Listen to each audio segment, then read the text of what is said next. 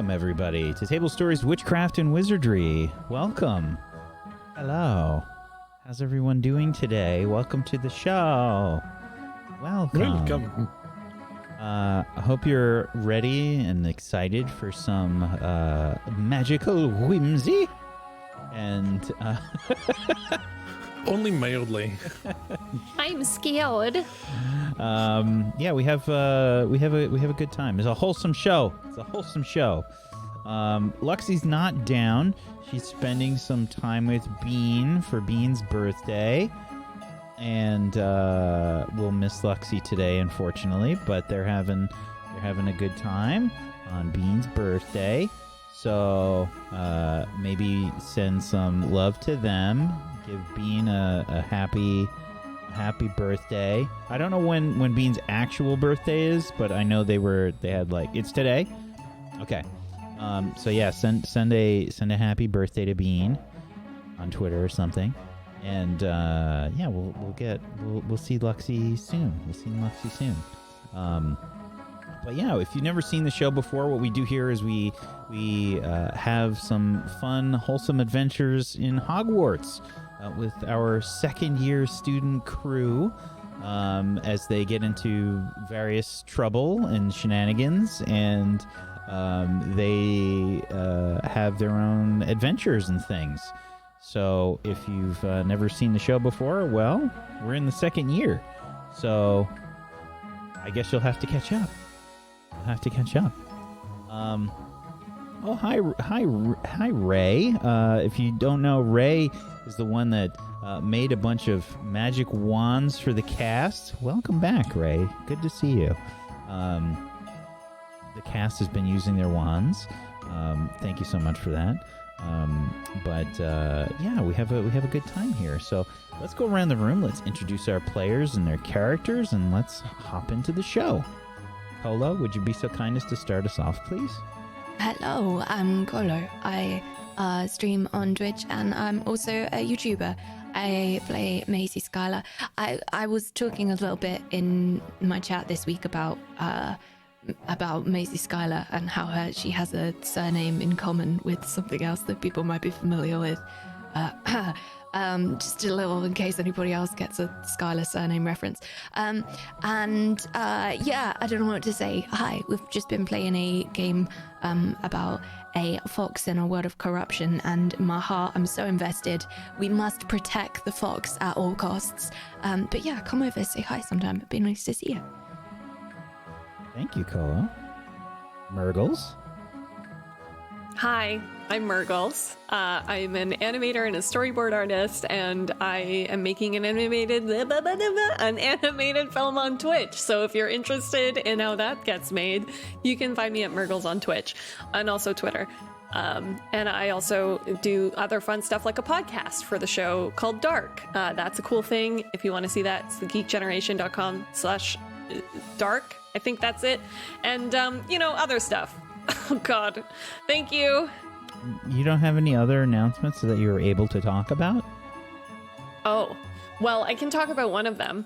A short film that I was a lead animator in is playing at TIFF this year, so that's pretty exciting. So if you're interested in animated short films at all, it's called 4 North A, directed by Jordan Canning and Howie Shia, and it's very near and dear to my heart. It was a brilliant...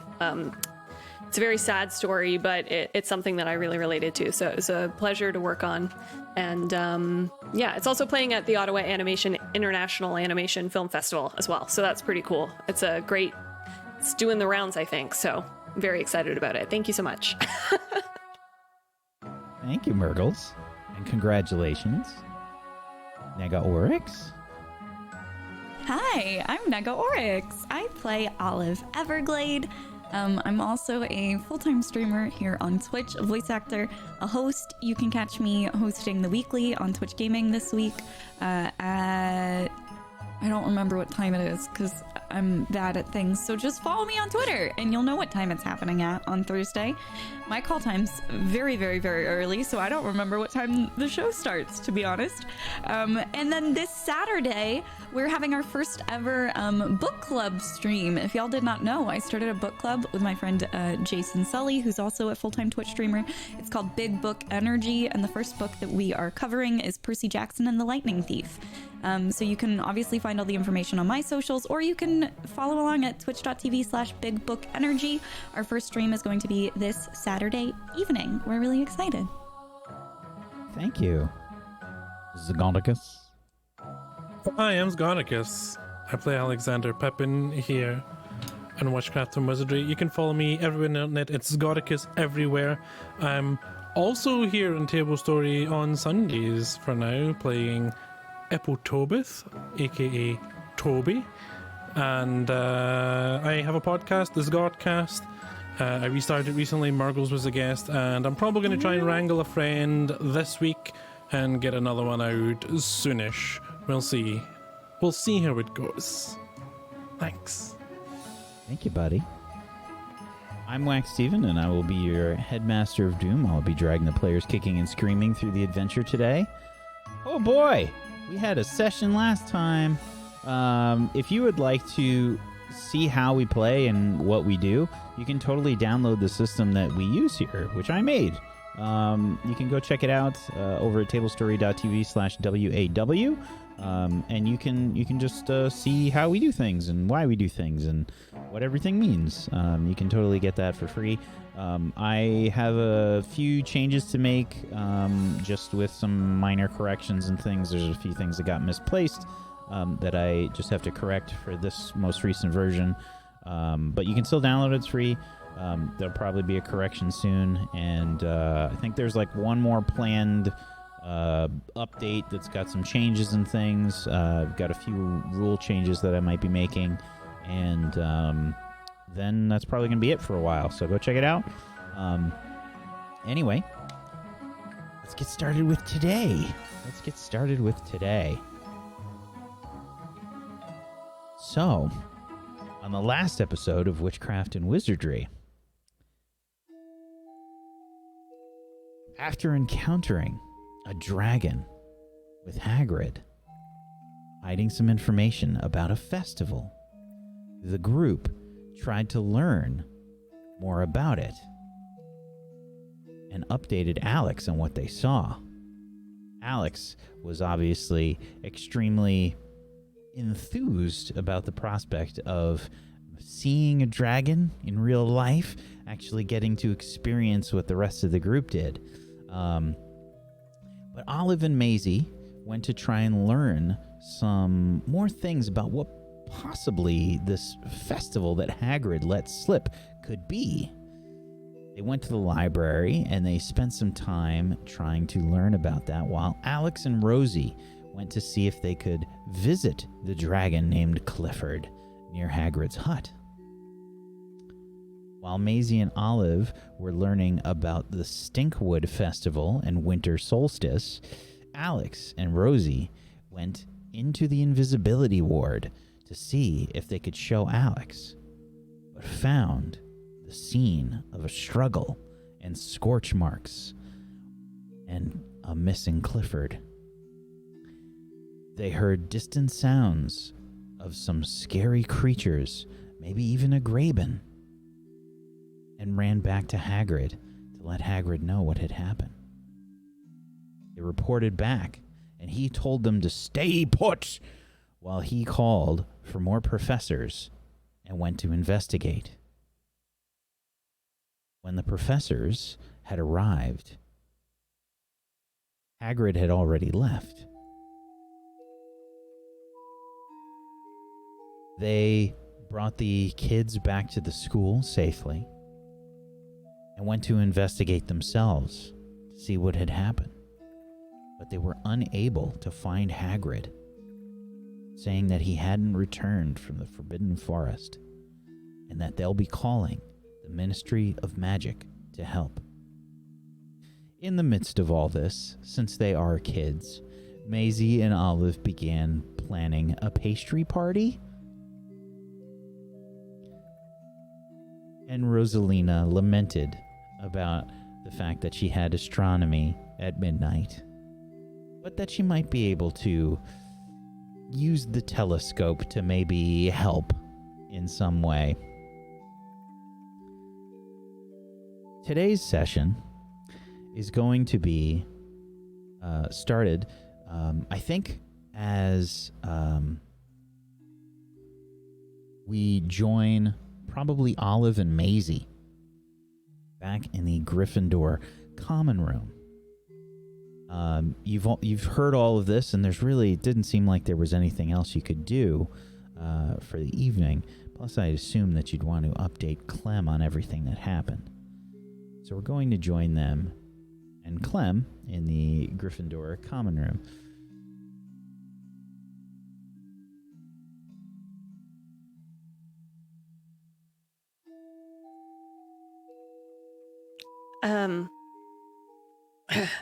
I'm done studying, guys.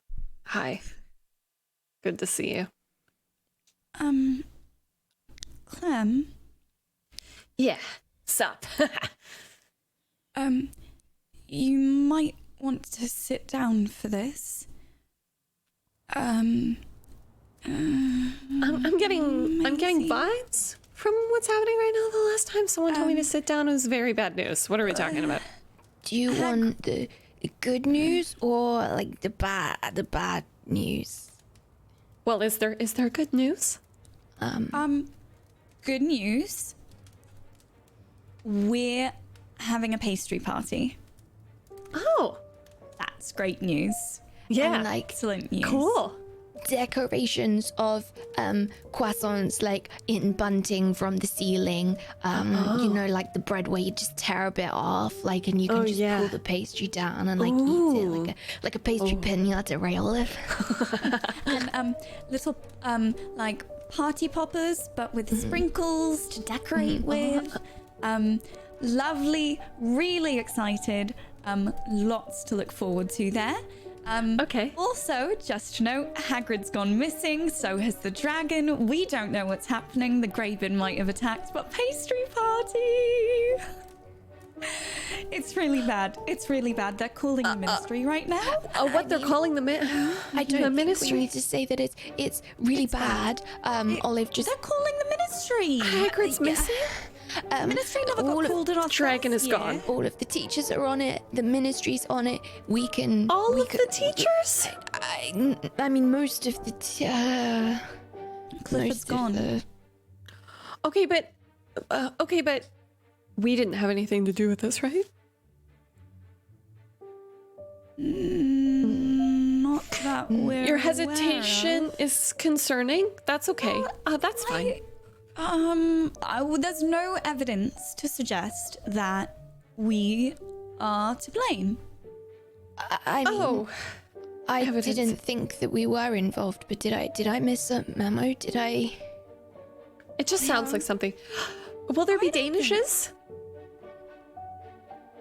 There should be. That's- absolutely Danishes at the pastry party. I think we definitely need to pencil in some Danishes. I gotta be honest with you. We'll throw the pastry going. party as a welcome home Hagrid kind of party, right? Is Hagrid dead? No, I said a welcome home Hagrid. Like when he But he's returns missing, safely, and- we'll have a pastry party to welcome him back. Are there any statistics about that? Like, how long has he been missing? Are there statistics about missing large, giant professors? Again, not that I'm aware of. No. Okay. The professors, they seem like they want us to think that they have a handle on it, but I just keep thinking about everything that happened last year and how the ministry never got called then. So how much worse must this situation be than last year's? Olive. I'm just That's a really good worried. point. I'm just worried. I mean, we're all worried, but let's just not jump to the conclusion that's the worst because Hagrid's dead. The dragon ate him. The dragon ate Hagrid. No. Everyone's dead now. That's fine. They're No gonna kill the one's dead. dragon too. No one's dead. Clifford's not going to get killed. No one's dead. All right? I mean, I didn't even really get to know Clifford. No. You still have a chance to get to know Clifford. He's not really okay. dead, is he? No, there's no way he's dead. And he didn't even get his wand, though. Oh no! I was just trying to calm everybody down, but really, actually, this is very worrying. I don't know if I should be trying to calm everybody down in such a serious situation. It's irresponsible, Maisie. It's irresponsible. I'll just make a point, which I would like to make everyone feel better and not worse. The teachers searched the Forbidden Forest, and if he were dead, I think they would have found him. I think the fact that they didn't find him probably indicates that he's alive and just off finding Clifford and rescuing Clifford bravely from whatever danger she's in. That's a really good point. Big dude, point. but I don't Right? think he's that big. To save her. Could he ride? Dragon. Could he ride Clifford? Probably. I don't Maybe know. Hagrid just rode Clifford away. Maybe Hagrid was like, I'm done with being a professor. I don't even have a wand. I hate the wizarding world. I'm taking this dragon and I'm going away. That's Like not that? what he sounds like, though, is it? I'm sorry, like it's a very strong accent. I'm not very good at them. I think Hagrid loves being a professor, even if he doesn't have a wand. I don't think he would do that. I hate Hogwarts. That's Okay. even worse. You're What's getting worse? closer Him hating Hogwarts with the for voice, being but- dead. I don't think he hates Hogwarts, Clem. I think he wants to come back to us. I just don't know how. Are there any finding spells? Not for second years? I don't know. Well, that's not really stopped us before. Maybe just trying to think about this calmly and logically. It's something to do with the festival, and he had to be disappeared to be dragon.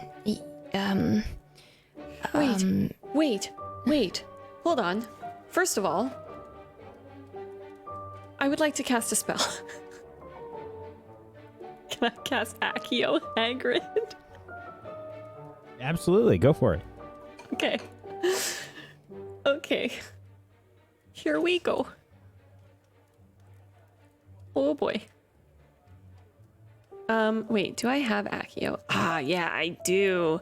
And then, do I have a relationship with Hagrid? Do I have a relationship with Hagrid? Oh my god, I don't. Gross. Okay. Well, you know,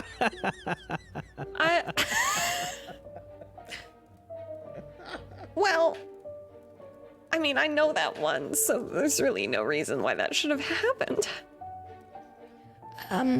I think maybe it's just the smaller objects. So, Clem's still, Maisie's talking, but Clem, you've still tried to cast this spell.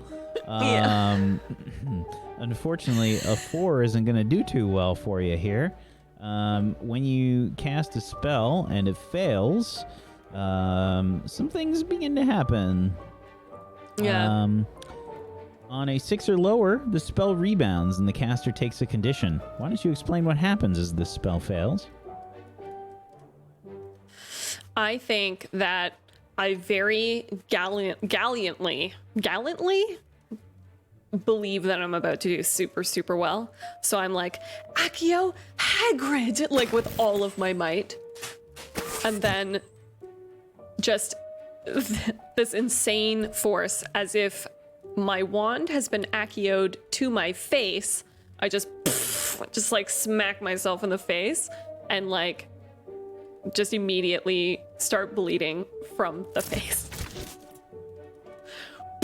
And I'm injured.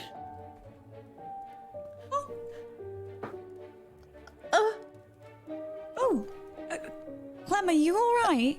Clem, It was my hubris. you're what? You're All right. Okay. I'm bleeding everywhere. I just This is my fault. I deserve this for thinking I could do that. I'm gonna look for tissues in the common room. I'm if sure there are there's any. there's probably some I'm cleaning gonna stuff. grab a bunch and kind of start shoving them into Clem's hands. Yeah, thank you. Tilt your head back a bit. Yeah, I got it. like that. So do we have any plans for what we're gonna do next? Staunch the bleeding, I think, is first.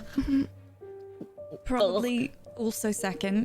I'm guessing this might take a while. It's just a little bit, it's just a couple drops, so it'll be fine. Sure. Maisie. What do we do? I mean, I don't know if there's much that we can do about Hagrid, and with the ministry and the teachers, then I don't know if we should really be there, although dragons. But maybe we can keep ourselves busy looking for more things about the festival and planning the patriarchy and making sure that you're not bleeding from your face, Clem. Oh, the face bleeding is fine. What did you find out about the festival, though? I mean, we found some books. Not really very much apart from burning ladies because they not relevant. We mostly learned about festivals that we can rule out as not happening at Hogwarts. That's a good way to put it. Process of elimination. Okay. Above Whack, game, can I- What time is it? Yeah. Oh, sorry. No, go ahead. So it would be right before curfew, probably. It'd probably be Okay. like, I think by the time you went down, you talked to the professors, you came back, probably 9 p.m. Curfew's at 10. Okay. Sorry, Merks, what were you saying? Oh no. I was gonna say, can I see if I can read about that, about the Tri-Wizard tournament? Oh, sure. Okay. I think that I get a +1 to my I read about that because of all of the times that I get good homework rolls, studying rolls. Okay. You can ask me 2 questions about the Tri-Wizard tournament from the list Okay. there. 1 second.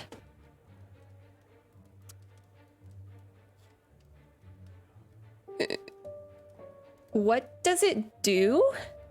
And is it dangerous? So the Tri-Wizard tournament was a tournament that took place back in Harry Potter's day.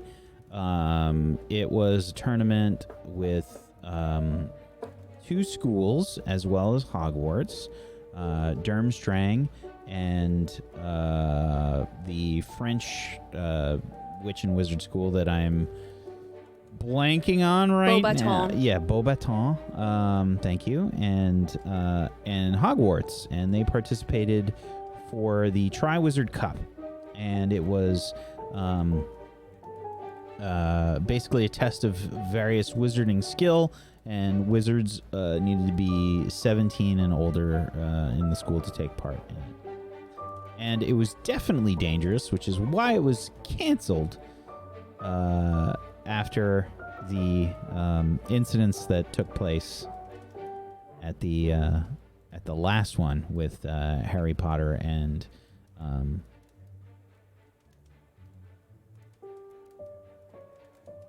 Cedric Diggory. Cedric Diggory. Thank you. Can I ask like an offshoot question for like what exactly I'm trying to figure out here? Well, you've asked me 2 questions already. Yeah, okay. I thought I'd shoot my shot. You could have asked in the beginning. What exactly I was asking for? Yeah. Okay. Well, you live, you learn. Okay. Well, I think you can guess. I mean, there hasn't been a Tri-Wizard Cup for a long time. yeah. Okay. Well, okay, so I was reading about this thing a while ago, and they used to have a tournament called the Tri-Wizard Tournament. Do you guys know about this? Are you aware? I've only heard a little about it, but mostly about why they don't do it anymore. Yeah. Well, so it was, it had like a bunch of different challenges to like challenge your wizarding skills. So, maybe this festival is kind of Tri-Wizard Tournament-y in the sense that maybe Hagrid and the dragon are missing because they need to like be found as part of some sort of trial. That would be really mean if that were what they were doing. Without telling other students that it was... That would be awful. They wouldn't do... They wouldn't... Would they? They wouldn't... Well, they did have an invisible wing with like ghosts and stuff, and a bunch of people died, I guess, and they didn't tell anybody about that. That's true. I just had an idea. If we have time before curfew... What? Maybe we could ask the divination professor if they could try and... I don't know the correct terminology because I haven't taken divination yet, but do something to search out and feel where Hagrid is? Is that a divination kind of thing? Divine where he is, maybe? It's worth a shot, right? It would be, but surely that would be what the teachers are doing. What if no one's told her yet? Well, we could go and see, maybe. And If I mean, there's no harm in asking the question, right? As long as we're not out at curfew, that would be. And we'll be back before curfew. Worst case scenario, we get there and she's not there because she's out searching for Hagrid already. Well, I mean, worst case scenario actually is that we miss curfew and get lost with Hagrid, and then Nanny Buckland comes to take us back. We're not going to be out past curfew. All right. Okay. All right. Promise. Okay. Yeah. Okay. Pinky swear. All right. Okay. Back before curfew. It's a new swath. It's a rule-obeying swath. I don't think that's true, but I like to think that your heart is in the right place. I'm trying, Maisie. I just like to touch pinkies. Sorry. And high fives. We're good with high. Okay. All right. Okay. Does anyone know the divination professor's name, by the way? I'm just going to call her Professor. Yeah, good idea. I think that's a good idea. Yeah. Do you even know where the divination professor is? Well, I know where the classroom Tower. is. Isn't it in a tower? Would she be in her classroom this late at night? Well, if I were a divination professor and my skills could be helpful, like if she's already heard about Hagrid, maybe she thought to herself, I must go to my divination gear so I can divine where Hagrid went.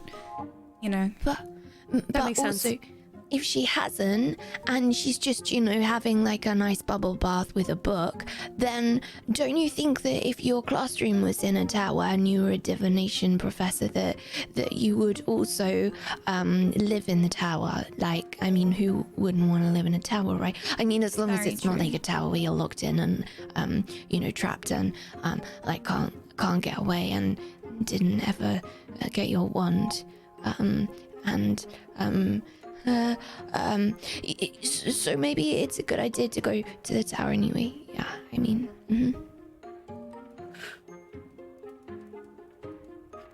Okay. Yeah, let's go do that. That sounds like a good idea. all right, okay. Should I bring Moss? Moss can alert us to if anyone's coming to find us. I probably wouldn't, in case Moss decides to explore at any point. We want to make sure we get back on in time. And just in case Okay. Moss finds something interesting and wants to run off, that might That's fair. sidetrack. And Okay. also moss is moss, so yeah. I don't get mean- it. Awkward. I mean, moss like it is. Moss is technically moss. Yeah.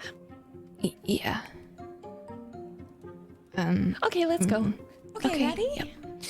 Yeah. So are you bringing moss or no? No, I'm not gonna bring moss. Okay.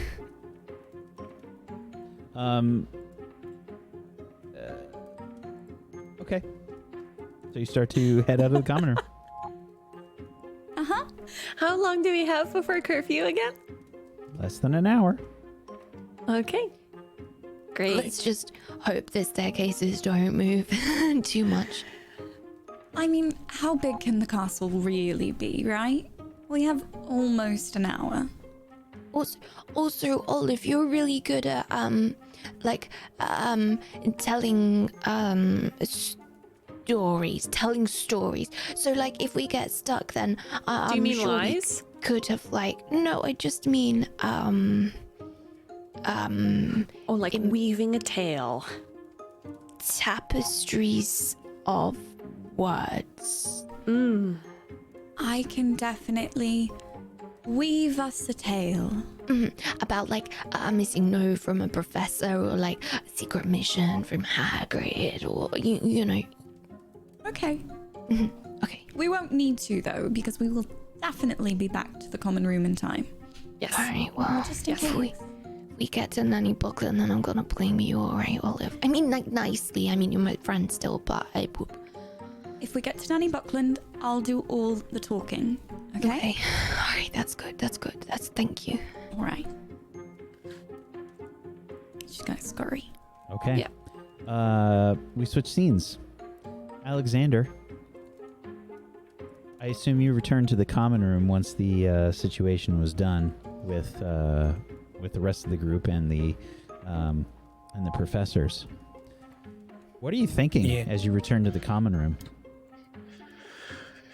Well, I'm trying to figure out how clever dragons are. Okay. Yeah, I'm trying to remember how clever they are, and if the dragon will like remember that Hagrid's his friend and maybe help Hagrid, and stuff like that. Sure. You can. I read about that if you'd like. Okay. A 10. Okay. You can ask me some questions. Um. You get 3 questions. Okay, I read about that dragons. Sorry to know they're dangerous and stuff. Okay. Can I go for like what does it do? But in relation to its intelligence, so like, Sure. you know, if it's in a tricky situation, does it be clever about solving it, or does it like brute force it and things like that? So I think it depends on where you've read, because you've seen some conflicting information. There's information that shows that dragons are extremely intelligent. Dragons have the capability of basically greater than humans. That they have knowledge that everyone sort of seeks out. And then there's information that seems a bit more realistic in that they are very smart, but they can't talk, and that they're a lot smarter than, say, your average pet or anything along those lines. But the trying to map their intelligence is difficult because of the obvious reluctance to accommodate anyone gauging it, and from the lack of speech or any sort of telepathy or anything along those lines. However, there are witches and wizards that have tried to use legilimens and other means to communicate with dragons and have had various forms of success. You've got some that think they were able to gauge the emotions of a dragon. So the possibility that a dragon would remember someone is very likely. Okay, then that's good enough. Right. I'm gonna find Barney, so we can just brain squad for a minute and try and figure out what's going on and what we can do. Barney's probably studying somewhere, maybe in the room because he prefers it quieter. So I'll just go and bother him. Barney? Oh, hi, Alex. Hi, I have an important update for you. Oh, what's wrong now? Did someone explode? So, I stayed up real close and sat next to him. I went to see the dragon. You did? Mm-hmm. Sorry that I didn't join you. I got a piece of, a post from my parents. Right, okay. Well, it was uneventful anyway. The dragon wasn't there. It wasn't. No, and the area looked like some sort of beast battleground. But And- but you weren't in a battle. No, no, we ran away right away, and then we told Hagrid, and Hagrid got very worried looking, and then he used his wand and did like a big Bobulus spell and put sparks up, and then all the professors came running down, and then they went to find Hagrid, and they couldn't find Hagrid. Oh no. So what's happening then? Is Hagrid just gone? Maybe a Did he little get bit. eaten? Well, I don't. Hagrid's very big. He's difficult to eat even for a dragon. Got to be. Well, how big was the dragon? I thought you all said it was really big. I asked, and they said it was like as big as a room. But Hagrid's almost as big as a room too, depending on the size of the Right. room. So, I mean, the dragon wouldn't be able to fly at least. Why And not? the teachers would.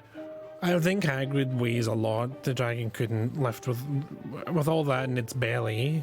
Oh, But I don't think it ate him anyway. But the headmistress said that they're gonna call the ministry. the ministry? Uh-huh. Does that mean they're sending auras over?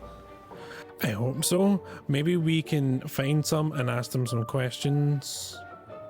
Do you think so?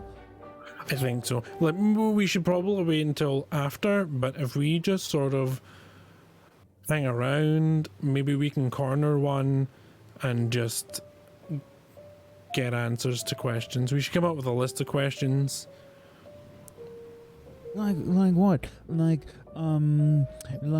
what kind of spells did they learn after school? Right. And the best.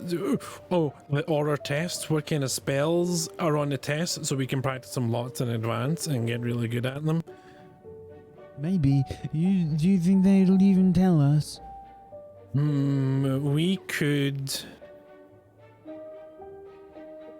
How about we try and scare them and see what spell they cast, so then we have at least one. And then maybe they'll feel guilty, they cast spells at students, and then we can use that to get more answers out of them. Okay. Well, Okay, I'm going to make some questions then. Yeah. Another thing I was thinking is, 'cause I was thinking about the dragon flying around and it might get hungry. Do you think that the owlery is protected from dragon fire and does it have wards and stuff? Because then the teachers will protect it. Will they have like guards because there's a dragon on the loose, or do you think they'll forget? Because Benny's in there and. Well, I don't know. Like, can we see it from the tower windows? I don't know. I don't think I've tried. Let's see. I'll cast a Lumos and see if we should be able to see it, I think. Maybe. Okay. Lumos. Okay, it's not doing that much. I think it's too dark out. I mean, try Lumos for difficult because it's better, but I don't like that spell. So you cast the Lumos spell with a 14. Yeah, it's bright, but it's kind of just like holding a small flashlight out in the dark. Doesn't do very much. I grab a piece of parchment and I wrap it round the end of my wand like a cone to try and direct it a little bit better. It's like a makeshift Lumos but difficult. Okay, yeah, I'll tell you what. Why don't you go ahead and make a... It's pretty smart here. Okay, I won't even make you make a roll for it. I'd say that you just kind of, you fashion it into kind of like a very rough spotlight. It's really small. It's not that bright. But from the tower, yeah, you can probably see the owlery. I think it's probably near the north. I think it's this tower. If I'm not mistaken, up there. Yeah. Oh no, you can actually see it. I'm sorry, it's right here. Yeah. Alright, the owlery's not on fire, so that's good. That's a good first step. Yeah, I don't think there's any smoke. I don't know if I can see any professors down around it. Can I try and what's better, investigate or notice something? Probably notice something. Yeah, notice something. At 11. Okay. Is there anyone or anything sneaking around? No. And I guess, okay, no, that's not good. Can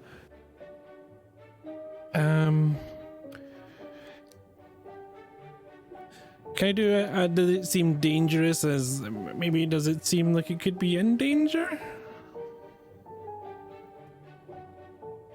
Don't think so. Okay. I think it looks okay. I don't see any professors or anything around Barney, but it looks okay, and like it's properly on the ground. The clock tower's further out than it, so I think it'll be okay. Maybe we should ask. I'm glad that Benny's okay. Yeah, but the teachers probably thought, because the owlery is important for messages getting in and out, so they've probably got it all warded up and safe, and people will be keeping an eye on it, I'm sure. Okay, now questions for Oris. Owlery is safe. What do we think could fight with a dragon and not be burnt to a crisp where the dragon is? Do you have any ideas? Dragons in my mind were always like number one, basically. So Right. Maybe like a giant? maybe Giant fireproof. fireproof giant? Do they have those? I don't know. I don't know much about giants at all. Now that I think about it, Are there any moving rocks? Moving rocks. Oh, that's a good one. Elementals? What's an elemental? It's like a moving rock, or like a moving water, or like a moving fire, or a moving wind. Like a spell? I don't know if they're spells or not. I just read about them in passing, and they're like made out of stuff and move around. Maybe like, I think you can enchant things to move around, right? Like, well, yeah, of course. maybe something like no, but then that would have mean that it's a wizard done it, and we do think maybe there's a spy, because how did the dragon get out? But then wouldn't the spy just have been eaten by a dragon? So then I don't know about the spy idea anymore. I don't know then.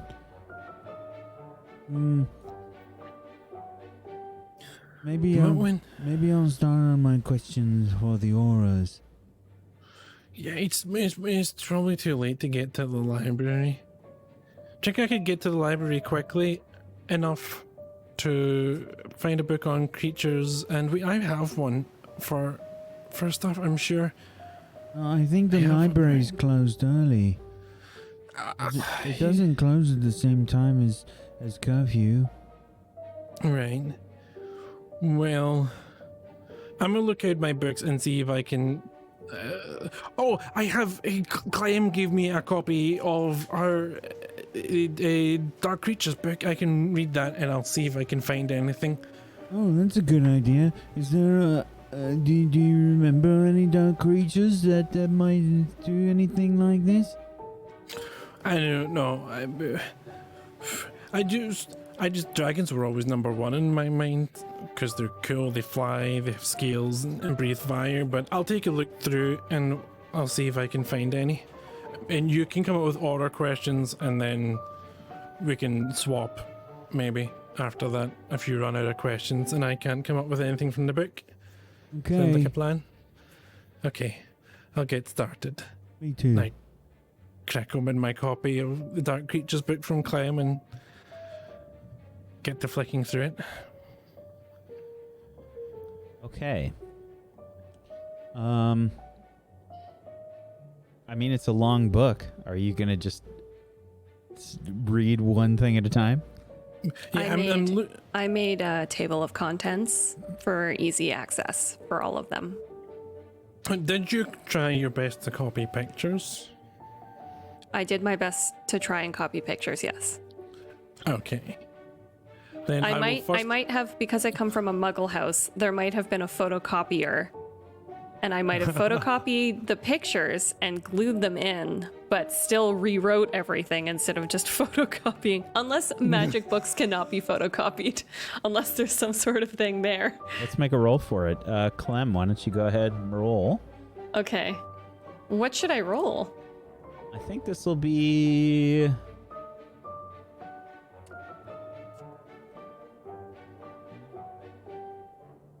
Make an eye right about that roll. I think it's the only one that is appropriate enough. When we get a +1 to I read about that rolls, that's all I read about that rolls, correct? Yes. Okay. So, I think what happened is it wasn't a complete success trying to photocopy. How do you think it wasn't a complete success, Clem? I think that there might have been some sort of enchantment to keep it from being perfectly reproduced. So it's almost as if a shadow or a whisper of the image got photocopied, and I couldn't get it to be full detail. It was just kind of like if it had been photocopied 20 times already down the line. So it looks And like your so- basic school photocopier photocopy. And I might have gone in It's and just like black try and white. There's no gray. Yeah. And I might have tried to go in and like line out details that I thought were most important, but maybe as the book went on, I got tired of doing that. My little broken wrist was not catching up. So yeah, it might just look like shadowy smears. Yeah, I flicked through looking at pictures first just to see if there's anything that stands out as particularly large or made of stone like Barney suggested, or maybe made of water, but then it would have been all soggy and we wouldn't know that because of the... Yeah, I think... I do that first, and then after that I flick through just skim reading to see if I can see like dragons mentioned, in case someone's like, oh, one of the few creatures that can stand up to dragons, or dragons fear these creatures, or things like that. And then failing that, I will just start from the beginning and read everything. So I have no other plans for tonight anyway. Pictures. This is really quite good actually, Brandy Clem did. This was so much work. I think she spent all summer on it, the whole of everything, doing it. Yeah, do you think the whole summer? It looks really nice. Yeah, her handwriting's really nice, and the pictures,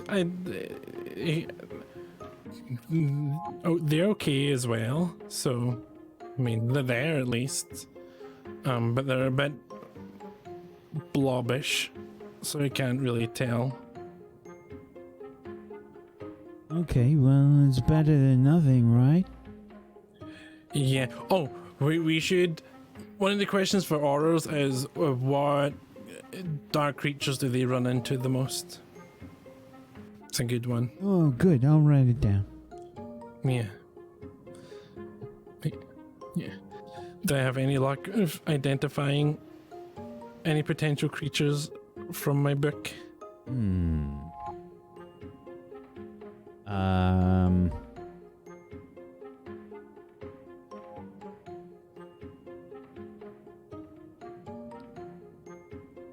Let's see. You can. I don't think that you can make a roll. Make an I read about that roll. Okay. Any pluses for having the book? No, because Okay. that's how you're making the Because roll. that's how I'm getting it. Yeah. Yeah. Okay. You gotta try. What? I can't retroactively use my house benefit, can I? No. I considered it right before I clicked. I was like, what are the odds that I fail? I've rolled 3 successes. I'm on a roll. You got greedy. I got greedy.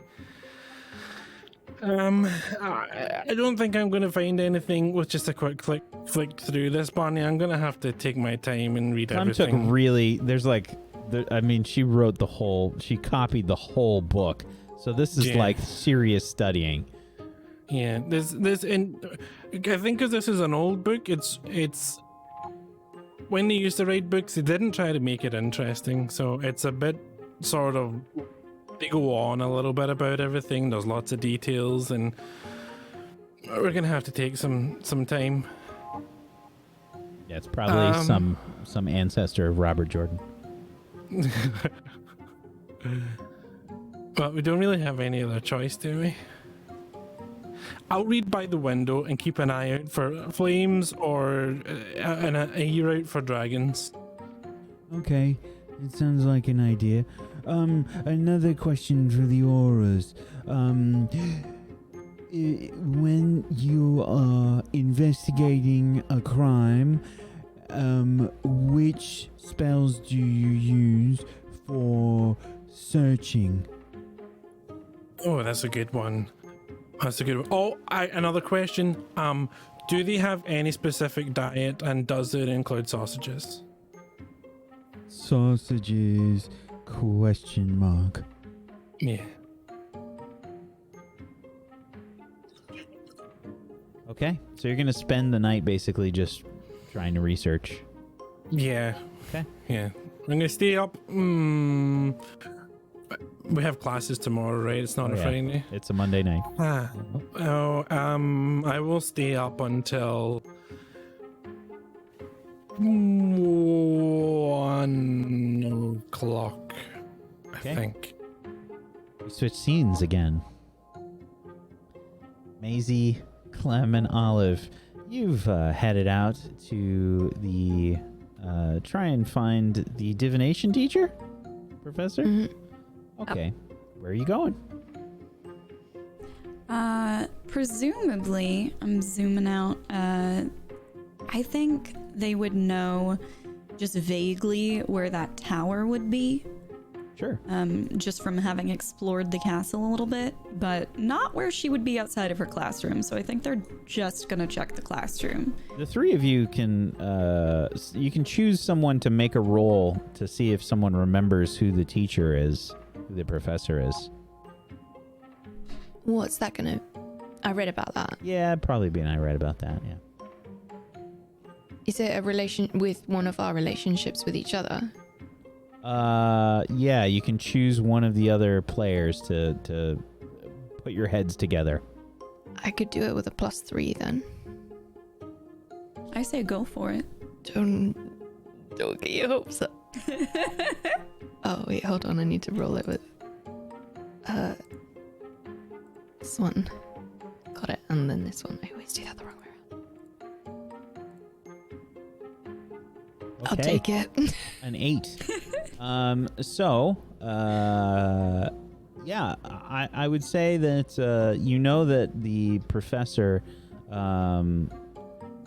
his name is Professor Blair Borealis. Mm-hmm. And you also know that he is the head of Slytherin House. Oh, wait, we've met this dude before, and I totally forgot about him. Yes. There were introductions made for all the heads of houses and whatnot. Definitely. Oh, okay. And I presume we're right about going to the tower. Yeah, you said we'd know roughly where it was, right? Those are two different questions. I'll tell you what. Shall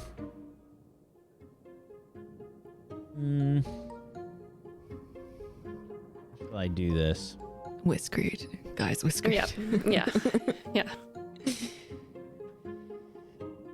So I'll say you can ask me one more question about the professor. Where's their classroom? Sure. I'll be happy to tell you where that is. Okay. The divination tower is right off the quad. Right there. Okay. All right. Okay. That sounds far away from That where is we far are away, no? currently. It's not that far. It's pretty close. Gryffindor Oh. Tower is just one Oh, side of yeah. the quad, and the other side of the Oh. quad is the divination tower. Pretty Oh, close. okay. I assume that too. But good. Close is good. Okay. So, do we need to approach this in any particular way, assuming that, he might not be favorable to us because it's near curfew and we're Gryffindors and, the rivalry and Slytherin and, personal space. And out at night. As long as we don't hit curfew, there's nothing wrong. That's why curfew exists. If they wanted the curfew to be 9 p.m, it would be 9 p.m. But curfew at 10 p.m. means you can be out up until 10 p.m. So don't worry about that. And in terms of rivalries, what better event to bring together different houses than a common shared concern for a professor at the school? That's right. You're right. You are. You're so right, Olive. And it's all right. If we don't find the professor, we'll just go right back. Or if the professor doesn't want to help us, we'll go right back. Easy breezy, quick, in and out, and we're back in the common room before curfew. Great. Okay, I Alright. mean, also, at least it's not far. It could be worse, you know. Exactly. Mhm. We wouldn't go if it was far. I mean, maybe we would, but Only maybe, though. Only maybe. okay, maybe. Okay, I think it's this way. Okay. Okay. And this will work, and then we don't have to worry about the ministry, and we don't have to worry about other teachers finding Hagrid, or worry about Hagrid at all, because this will work, and we'll speak to the professor, and then Hagrid will be found, and everyone will be so happy. Not sure if you're trying to convince us or yourself. I'll take the convincing, regardless of who it's for. I'll take I it. don't have to convince anyone of the truth. It's going to happen. Hagrid will be found, and we'll go to bed tonight not having to worry about him because it will be that easy and quick, and the professor will make everything right. Okay. I lean into Clem. Can you imagine what we could do with that confidence? Wouldn't Not it be really. nice? It would be really cool. But also, I feel like I would become a madman. I would take over everything. It's probably best that I don't have that confidence. What? A madman? Yeah, like a What are you You know, whispering like a- about? overlord. What? You're whispering about- about overlords? Clem becoming an overlord. It's my plan. All right. You know, like me, surrounded by all my dark creatures, ultimate power. I'm just kidding. Oh, okay. If that were true, I'd be in Slytherin, right? Yeah. Not sure if we should be assuming that on the way to the head of Slytherin house. But I'm glad that you're not actually going to be an overlord because that would be quite terrifying. I'd be a really good one, though, I think. I mean, I don't doubt it. Strike fear into the hearts of men. Speaking of which, this way to Professor Borealis. Oh, yeah. Sorry, I that was guess we- awkward. Climb the stairs. I mean, when is it not awkward? I don't know. I just. Okay, maybe a little bit more of the confidence would help me not be so awkward. Yeah. And like Olive's not an overlord, you know. Oh, no. She would be like a nice overlord. Like everyone Yeah, would like- be really excited. Like an inspiration, not an overlord. It's sort of a fine line, right? Yeah, like a Harry Potter versus a Voldemort. She's a Harry Potter for sure. Oh, wasn't sure where you were going with that one for a minute.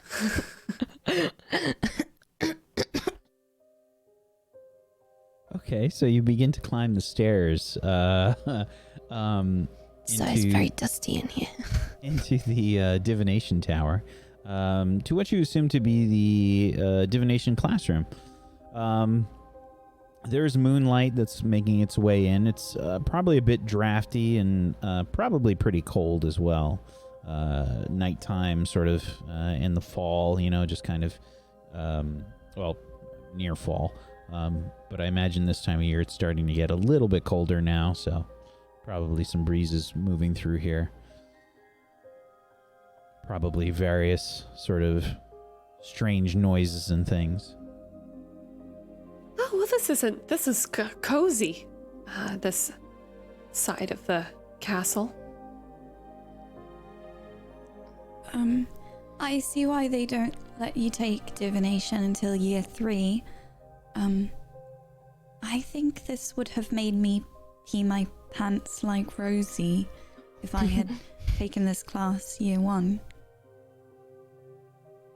Well, it's a good job that you're not Rosie because we can tell her about it and she'll be much more comfortable hearing about it in a cozy place than having pee running down her leg in a hallway. Yeah.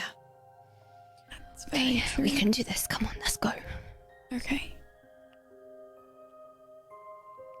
So you get to the divination classroom. You can see that there are crystal balls and things that are sort of stacked on shelves. You can see that there are charts and things about tea leaves and tea reading, but the classroom is very neat and organized. There are different sections, and there's also some sticks and things of various sizes and different kinds of woods that are probably in the equivalent of like an umbrella stand.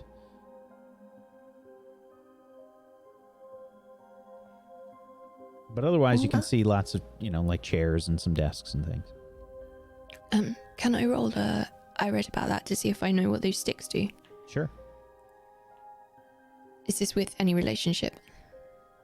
Nope.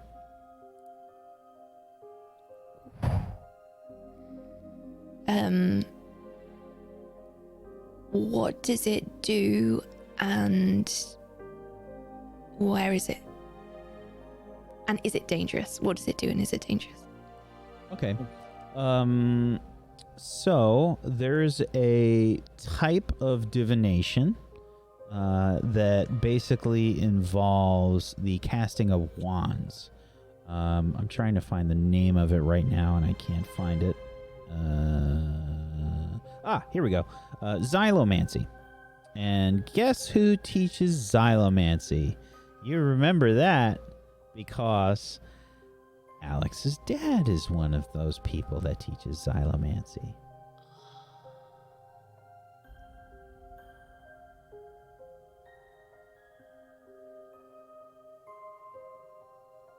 Okay. And is it dangerous? No. I mean, I guess it depends on the result, right? It's kind of it depends on how you respect the result. Should we call for the professor? Professor? Professor? Professor Borealis? Is anyone The there? room seems to be empty. Are there any doors? Can I investigate? Do I need Yes, to- you don't have to investigate, but there is a door. What does it look like? Is it like a cupboard door or like a No, it's a door seemingly to another room. maybe that's the maybe that's his quarters or His office, maybe. Let's I go mean, check. if I could live in a tower, I'd live in a tower. So Yeah, we can knock on the door. Knock. yeah, just maybe Do you not want me? with do you want me to the do it? sticks. I can do it. Sure, be He's bold. not gonna hurt Clem. me. I already. Okay, yeah. I already punched myself in the face today, so I think I got the adrenaline already pumping on that one. Yeah, I you walk still up have to- just a little. Okay, that should be fine. Oh, okay, great. Okay, you knock. Yeah. No response. Okay, he's not here. We should probably get back to the castle, to our common room. I feel like he's not here, and if we get caught being here at this point, we could be in trouble. Can I see, like, sometimes when there's a gap between the door frame and the door and you can see that there's like a bolt through it, you can see that it's locked. Mhm. Can I see that? Sure.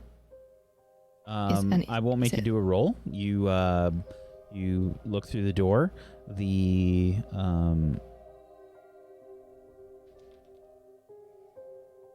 There is a bolt through it. Okay. I don't think I'm ready to try I'm not even gonna say the name of the spell just in case. I mean, it's locked, and I think that maybe breaking and entering near curfew at the head of Slytherin House is not a great plan. Yeah, I'm with you 100%. I'm cool if we head back. Do we have time to leave a note maybe? We could just slide it under the door. Oh, good idea. That way, even if he's not here now, he can find it the next time he comes back to his office. What if somebody else reads it and knows that Hagrid is, Can one of you make a quick Missing. and quiet roll for me, please? Which I have one? I would say probably Maisie. I'm leaning I toward have a- Maisie on this one. +1? That's... That's... Is it with any of our relationships? -1.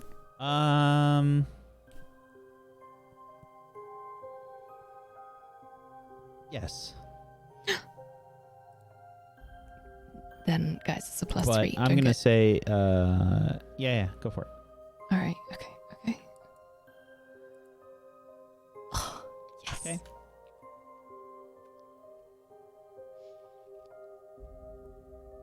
So nothing happens. No. Maybe we can, sort of, I mean, nobody would go up to his desk anyway, right? Nobody would be reading his mail. Apart from maybe us. I'll be very quick with it, okay? Okay. Do we want it to say anything in particular? Any requests? Dear Professor Borealis, we had an idea that maybe divining the location of something lost could be a helpful idea, and we hope that you do that, and we could help if you want. I don't know, that's so weird. Does anyone know, did either of you see Hagrid before he went missing? Were either of you there? No. The last thing I remember is seeing him with cleaning and I'll just say, please help find Clifford and Hagrid. Okay, good That's good. idea. and Okay. maybe don't sign it from us so that if we would get in trouble for being here, then Okay. And Olive's just gonna get a spare piece of parchment out from her robes, because she always carries spare parchment with her. And she's gonna try to hurriedly just get a little scrawl that says, please help find Clifford and Hagrid. And then she's gonna look up and she's gonna, okay. And she's just gonna do some little hearts and some little thank you at the bottom with little hearts around it. And then she's gonna fold it up and slide it under the office door. Okay. You leave a note. don't you think it's a shame that we haven't had any divination classes? Because don't you think that Rosie would be really good at it? And I feel like, maybe, I mean, there's things out and no, I shouldn't even be thinking about it. I shouldn't even be thinking about it. Let's get back before curfew's up. Definitely. Let's go. Yeah. Maybe Okay. the reason he's not here is because he already had the same idea as us, and so he's already finding Hagrid. That could Definitely. I think that's why. true. Yeah. We have to think that's true, right? Yes. Yeah. Okay. Okay, let's get back to common room. Okay. I'm cool with running there if you guys want. Always get our extra cardio in. Yeah. Let's get back. Oh, okay. Just carefully, though. Yeah, run, but a careful run. running. Yeah, okay. I love the careful running thing. It's a bit oxymoronic, and it seems a little bit like jumbo shrimp. Or I would like to yell whisper. I mean, What are you it's talking amazing about? logic. It's within Safe character running. keeping, let's be honest. Yeah. It's running without Logic. scissors. So running.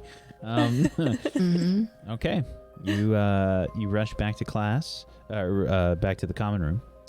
You have plenty of time. You weren't really gone that long. It Oh, was thank close. goodness. Oh, no, the roll was for something else. But yeah, you head back to the common room. Can I roll to find out what it was for? No.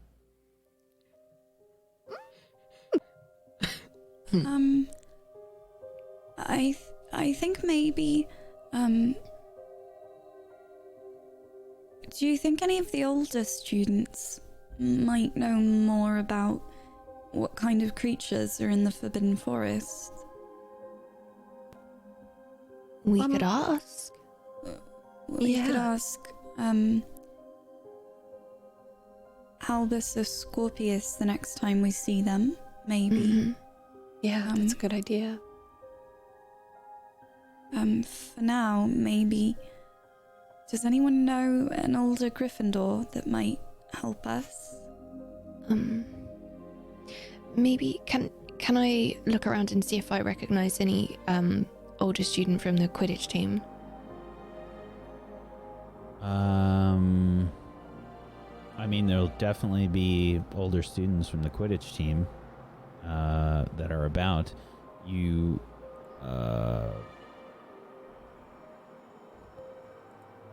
yeah, just I can safely assume that they'd still be studying. I mean, it's a Monday night, so a lot of people would be doing homework. The common room is probably like pretty packed with people, I think, at this point in the day. Okay.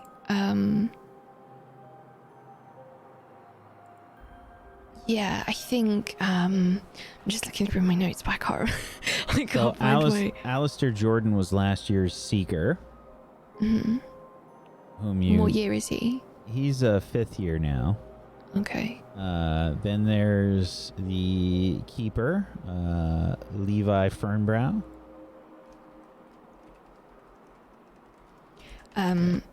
They're all these I- are there are 4 5th years that are here on the Quidditch team right now. There's Leah Carroll, I should say. Alistair Jordan, Daisy Pennyworth, and Levi Fernbrow. I think probably the closest relationship would be the Seeker. So I think that being that in common. How do you think you and Alistair have gotten along since you sort of taken over the Seeker position, or potentially taking over the Seeker position this year? What's he like? What are his? Yeah, Alistair is ambitious and fair, but he's also rather prideful and aggressive. Okay. And did he make the team? You still haven't done all. tryouts for this year, but you showed him up pretty bad last year in the final game. How do you think you gotten along after that? I imagine we've probably not talked all that great deal. I don't know what else to say without giving too much kind of motive away. Okay. Yeah, He's there. I don't think we've talked a great deal, but I think Maisie would like the opportunity to, and maybe this is it. Sure. It's Alistair, right? Just before I get his Alistair, name wrong yeah. in front of maybe I can ask Alistair. I'm gonna do it. Be bold, Maisie. I'm gonna do it. And I kind of determinedly walk over. Alistair. Hi. Oh, what do you want? I just wanted to say thank you for last year I learned so much from watching you, and it's just you're a really big inspiration, and I just wanted to say thank you. Try and convince Alistair. You're being sincere, I take it. I'm being sincere. Yeah, I am absolutely being sincere. I really don't think I have anything to help me with this at all. Unless I can show courage in the face of fear, and the fear is Alexander. Oh no. Is this some sort of joke? No. Oh my goodness, no, not at all. You trying to take the piss? No, no, I didn't mean it to sound like that. No, not at all. I mean, hey, I look up to you a great deal, and Look, that was just luck last year. I know. I'm going to know. make the Seeker again. I know. You'll be lucky to get on the team. I know. I came to see you in hospital.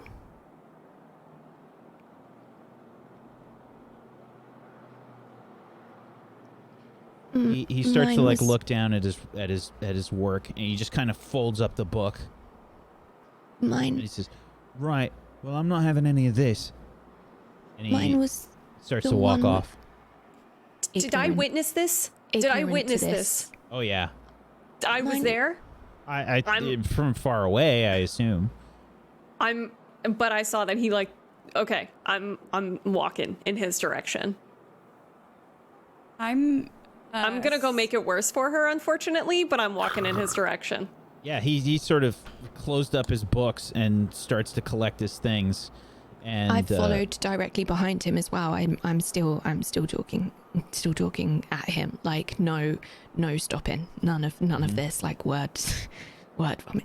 Mine was the one with the dark red, and then the little yellow. My friend Olive made a headband with the Gryffindor, Hey. and so I thought that you might like to maybe see one of the Hey, the little Alistair. Alistair. I want to turns put around. my hand out in front of Clem and give her the look of death, the look of don't you dare. you can So Clem's trying to be aggressive. I think we're gonna you need to see probably read between the lines here, Clem, to see if you can figure out what Maisie's doing. Do I get any pluses? Relationship with Maisie. And ask Maisie 2 questions. Okay, Maisie. Mhm.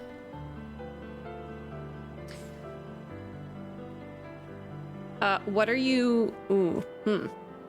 What are you planning? And what are you feeling? I'm planning to. I don't know if I should answer this as to what I'm planning with him or what I'm planning with you. I figured probably you because I've Yes. put my I'm planning to stop you. I'm planning to stop you. What was the other question? How are you feeling? I'm feeling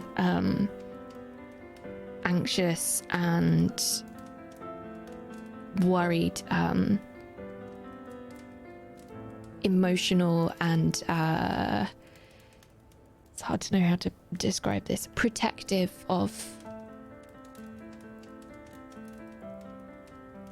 Protective of you. Protective of me. Protective of you. Can I? Okay. Now, here's the thing. Clem can see that you want to stop me and all that stuff. And I can recognize that you want me to stop. But what trumps that is the real question, because You can try and resist influence. I would like to resist influence, yeah. Yeah.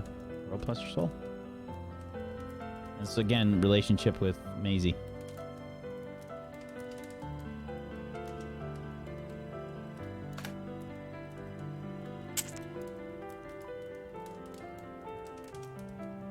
Okay.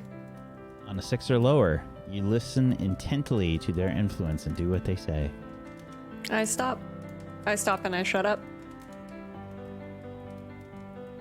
Alistair probably just keeps walking. Probably heads up to the dorm room.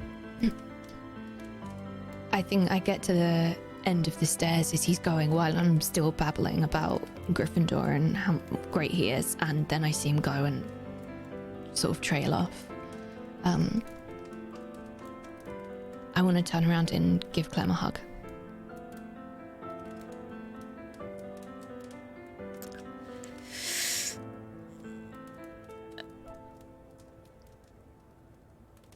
I give her a hug, but I'm like shaking with rage. And the only Squeeze. reason why like I stopped. Squeeze it Yeah. out. Squeeze out. Squeeze. Just let it out. Just give me. I like struggled. Okay. Stop letting it out. Yeah. I stopped. Okay. I didn't like the way he spoke to you. I know, and thank you for. I just didn't. I didn't want you to get in trouble and to be hurt. And I'm not saying that you couldn't take him, because you could. I would have made it worse for you. I know. I mean, It would that have made it too. worse for you. But mostly, I didn't want you to get hurt. Okay. I appreciate that, but sometimes you have to know that I can't watch you get hurt either. So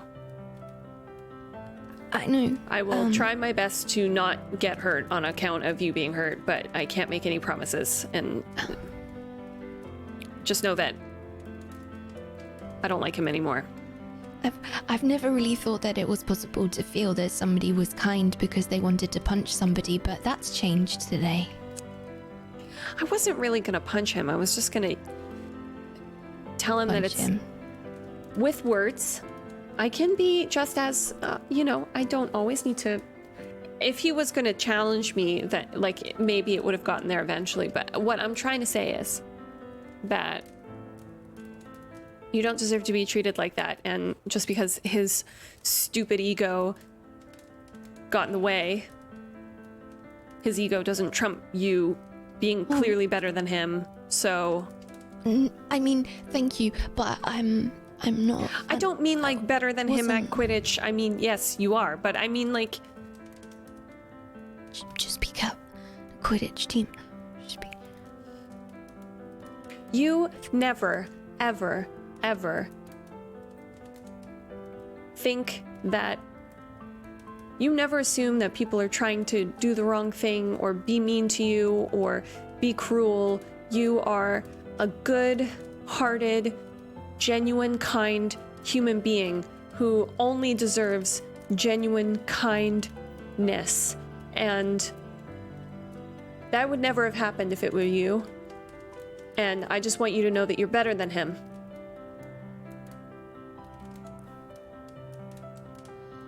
Whoa. I know that you decided not to punch anybody, but that doesn't mean that it's okay for you to punch me in my feelings like that.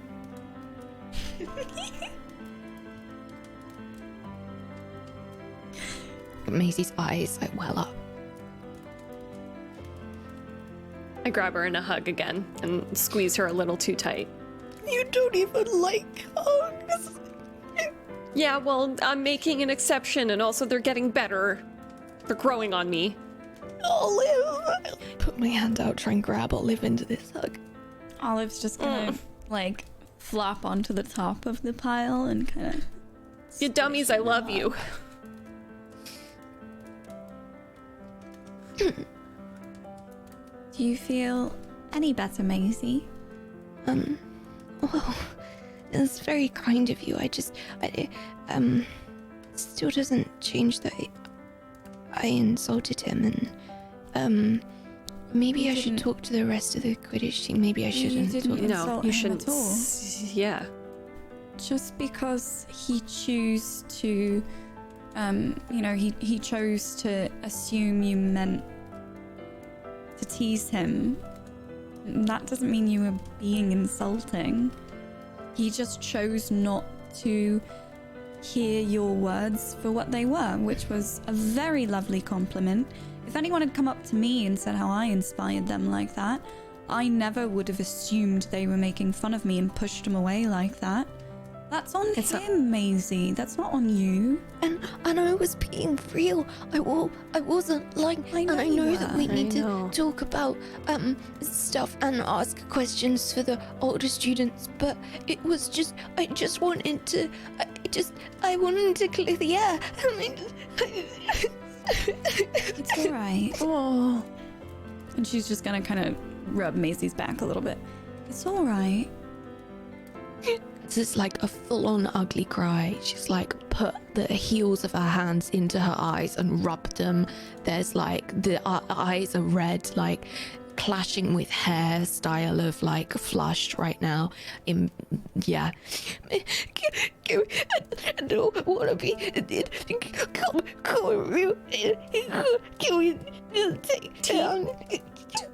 Do we need a cup of tea? I'm gonna make a cup of tea. Yeah, I'm gonna go make a cup of tea. It's probably a good place for us to take our break. As the unintelligible, ugly crying comes out. Man,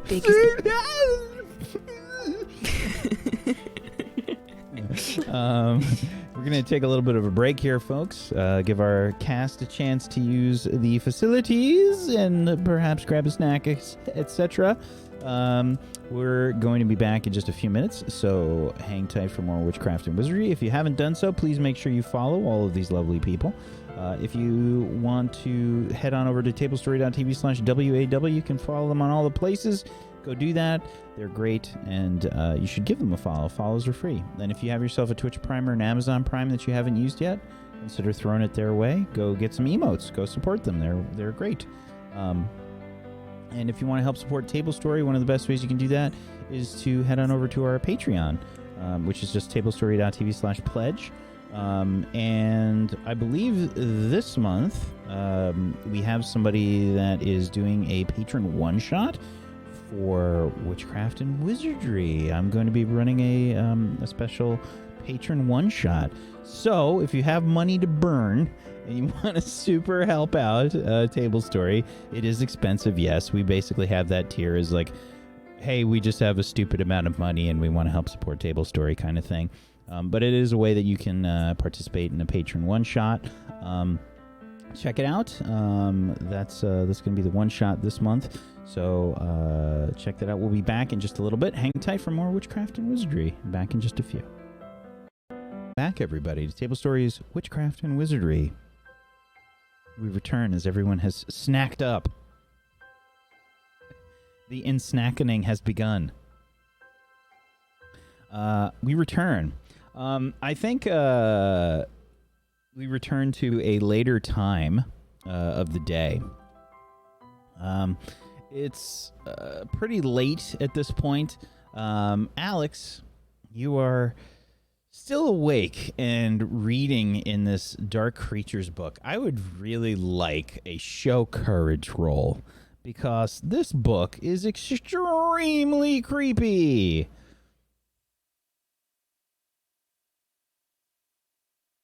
Oh, okay. Got a 9, so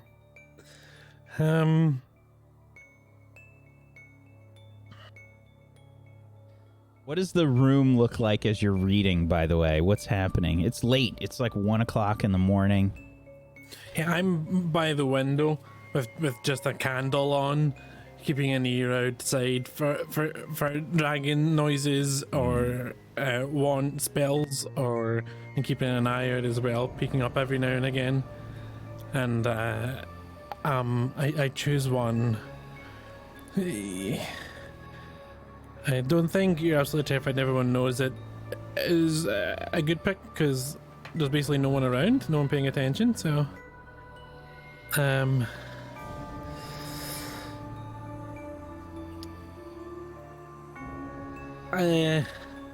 think I'll take You Let Your Friends Down, but gain a +1 forward when challenging this terror, and letting them down, I just slam the book shut. I'm not going to research anymore for tonight. The last thing you read about in the book here is a dark creature rumored to come from Japan. A Gasha Dokuro, a gigantic skeleton formed by the amassed bones people who died of starvation leave behind. They bite off the heads of travelers and drink the spraying blood.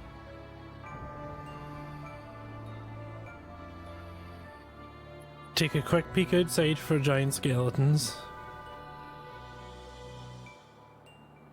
And then I think I'm gonna head to bed. I'm gonna lock the book up and right at the bottom of my trunk and put the latches on, and then climb into bed, I think. Is anyone else still up, or has everyone went to bed already? Oh no, everybody's out. Okay, good. I do a quick check under the beds. First, just to be sure that there's nothing hiding. And then I get into bed. Okay. I have my wand tucked under my pillow. The wind has kicked up a little bit outside.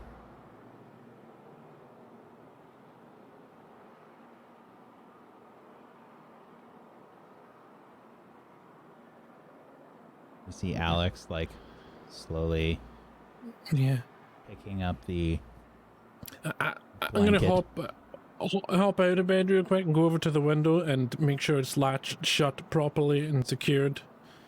Just double check. And then get back into bed again. Okay, it's fine. Tuck my wand back in behind my pillow and just... Okay, it'll be fine. There's not even in Japan, so it'll be fine. One of the other things you read about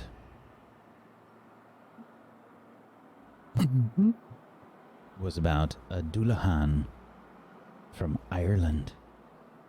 Okay. A headless rider that uses a human spine as a whip. If one stops riding next to you and calls out your name, you die instantly. Okay.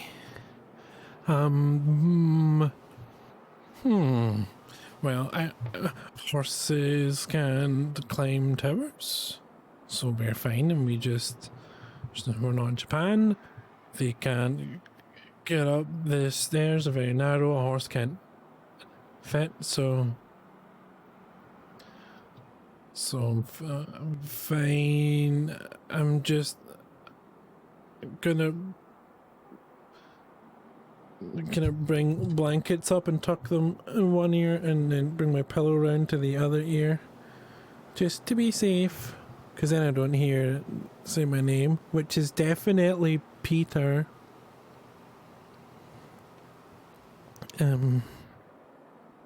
Yeah.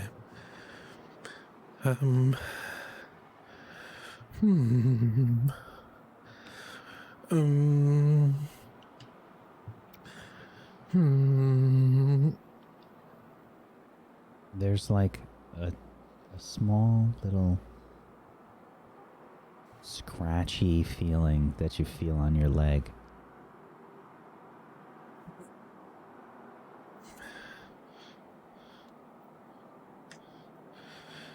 I get my wand and I just lift the covers. You don't see anything.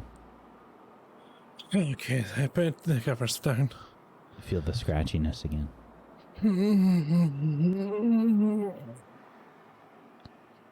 I bring my legs up and just curl all the way up under me. I curl up into a ball.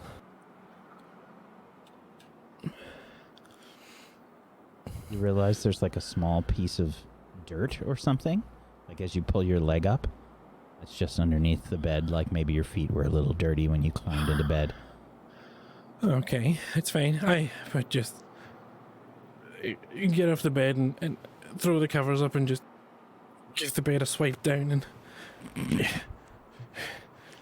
push everything off. And fix my covers and hop back in. I still bring my legs up though. Can you notice something for me, please?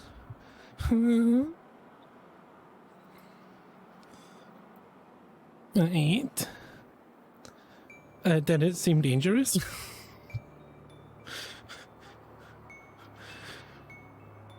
So out the window, while you were madly trying to clean your sheets, and this is me rage cleaning when there is a speck of dirt or something in the bed, and I feel it in there, and I have to clean the whole bedspread.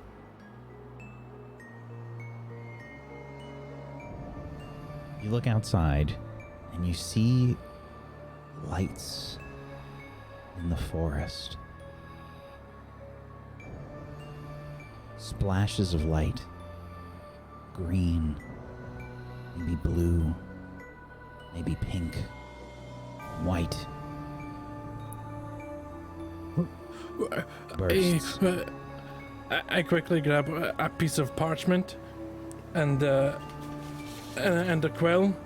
I run over to the window and I make note of the colored bursts so I can later try and figure out what spells they are and where they're happening and stuff. So I saw a green one, and it was over that way. And I open the window and try and listen, see if I can hear any sounds as well. And there was a blue one over there, and then there was the white one nearby as well.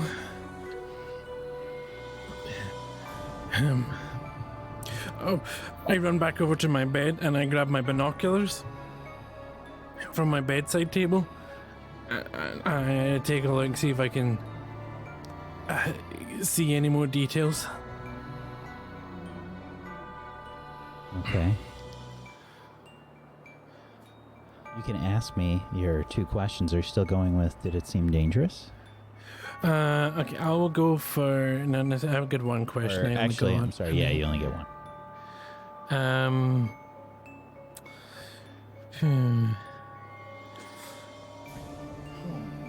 Cause my brain went to that's probably spells casting, so I know that's dangerous already. And it's the dark forest, so it's definitely dangerous. I want to see if there's anyone or anything sneaking around. See if I can spot any figures, human or otherwise. Okay. You get a +1 for having the binoculars, a +1 for being in a tower, but a -1 because it's nighttime. So Yeah. it's net of a +1. For another note or something, Will?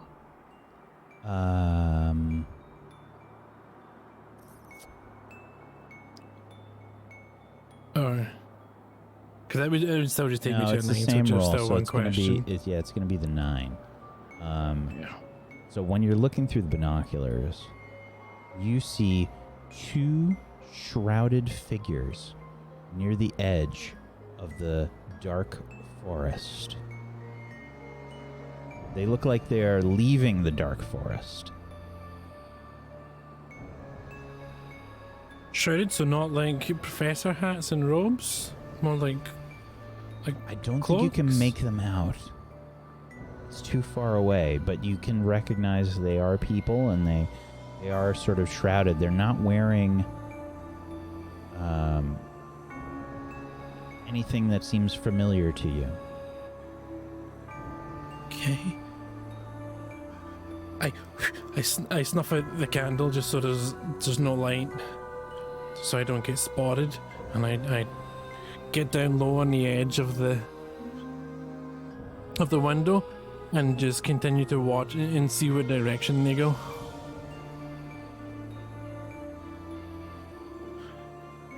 It looks like they are making their way towards Hagrid's hut. Okay. I'm just gonna keep covertly watching. I scribble notes real quick with one hand, very untidily.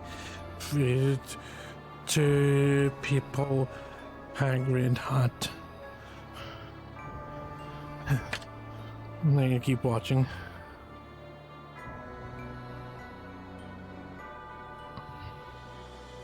They go into Hagrid's hut.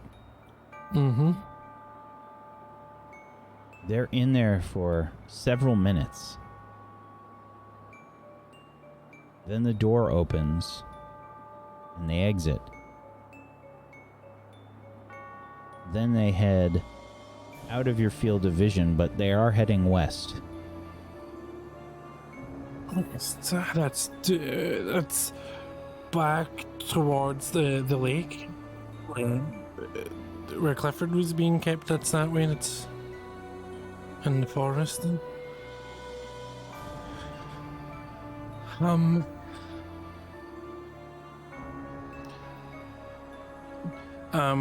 I would know the standard procedure if an emergency happens at night. Who I should tell, right? As a Ravenclaw prefect. Prefect, yeah. Then I will run to get I think I wouldn't be able to get Drake. I think, is he one of the prefects? Drake? Yeah, Drake Lawson, right? He's a Ravenclaw prefect. He's the other mute student who was teaching Barney in first year. He graduated. He graduated. The other one, Carlton, is he still there? Carlton Hollister. Let's see.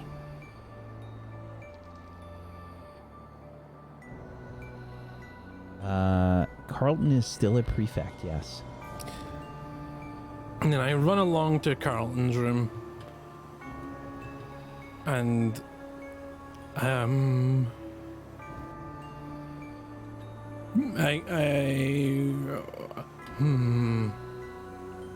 yeah, I just knock on the door. I guess the prefects probably have like their own room because they're prefects, right? No, I don't think that they do. Okay, well, his whole dorm room's getting woken up. I don't care. I saw spooky people doing things. I'm knocking on the door. Carlton!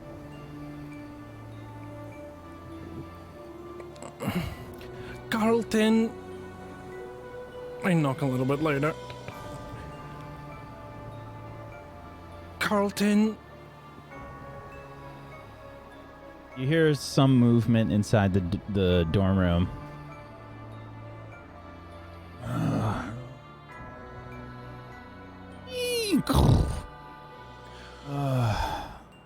What do you want? I saw suspicious people out on the grounds. Do you have a nightmare? Forest. No, I hadn't gone to sleep yet. I stayed up reading, and I saw spell casting in the dark in the Forbidden Forest. There was green flashes and blue flashes and a white flash, and I think maybe a red or a pink flash. And then I saw two people go into Hagrid's hut and then walk back west again. Go ahead and try and convince.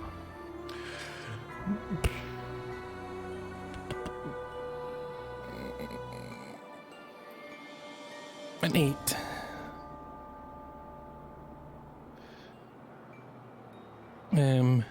Convince.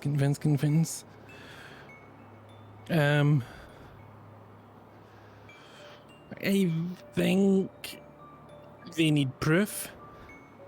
And I hold up my piece of parchment. Look, I wrote it down. I wrote it down when I seen it so that I could remember that it was there. And the colors of the spells and two people in Hagrid's hut. I wrote it down so I would remember. All right. Why don't you show me? Let me see. Here you go. It's a bit messy. I was doing it one-handed while still watching so I could track their movements.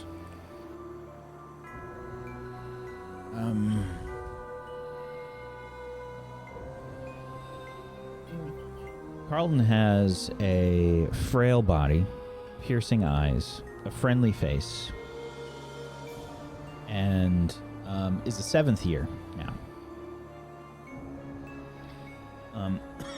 He says, "You said by Hagrid's hut?"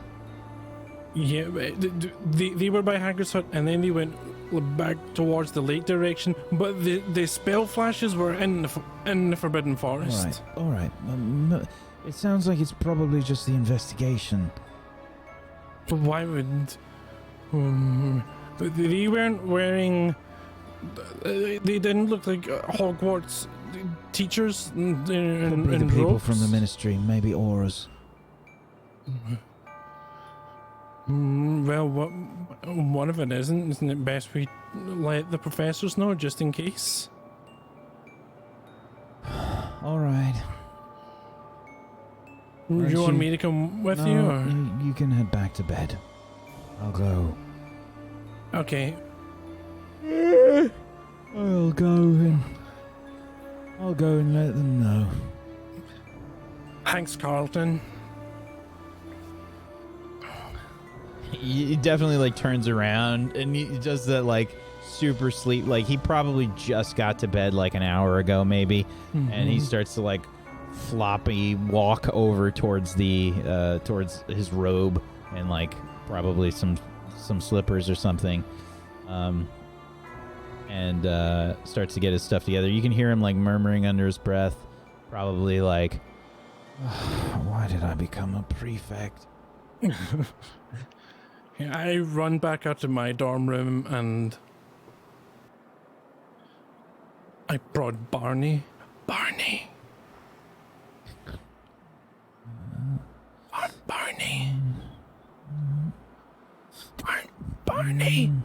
Barney. Shh. Why am I shushing you? Sorry. Barney, there are here you go.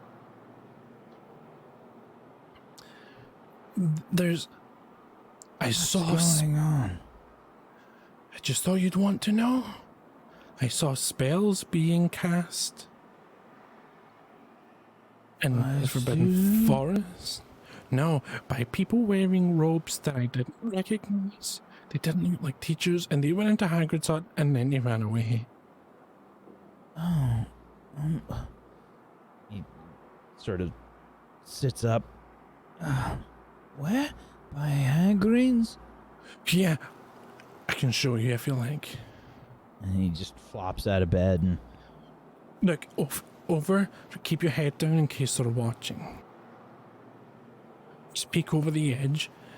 It was they were over there, and then they went over there to Hagrid's hut, and then over at that part of the forest there, I saw a green flash, and then I saw a blue flash over there and a white flash, and then they went over there. And also, there's a big skeleton in Japan that rips your head off and drinks your blood.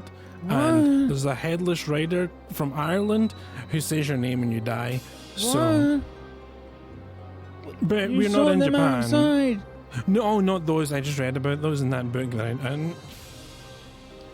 I had to get it off my chest.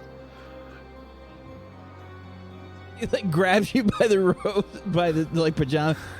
What do you mean you had to get it off of your chest? I thought they were outside. No big skeletons or headless riders, but wait, nearly headless Nick is headless. So you Almost think he's one headless. of them? Well, He still has a head. He's nearly headless.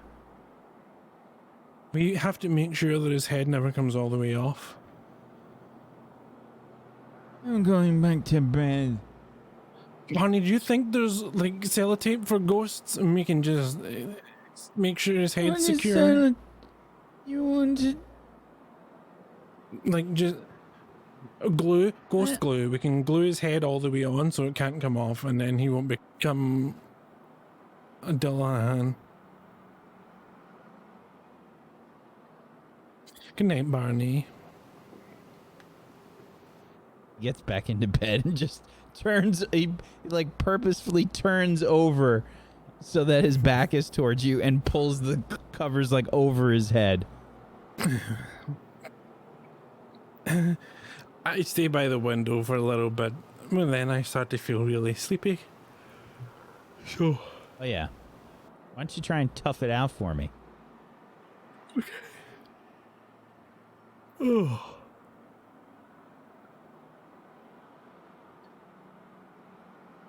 Oh, Okay. whatever I am. Yeah. I'm gonna say you take the Exhaustion? exhausted condition. Yeah, And- makes sense. You choose the other one. Oh, wait, there's two for this? Mhm.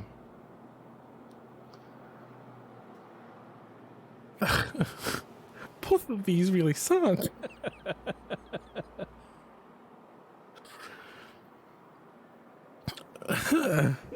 Huh? So you know my choices? You're knocked out of position, putting you in more danger, or you lose something important. I'm gonna go with you're knocked out of position, putting you in more danger. Okay. Because I've already thrown my wand out of the tower once, and if I do it again, they might take it away. Okay.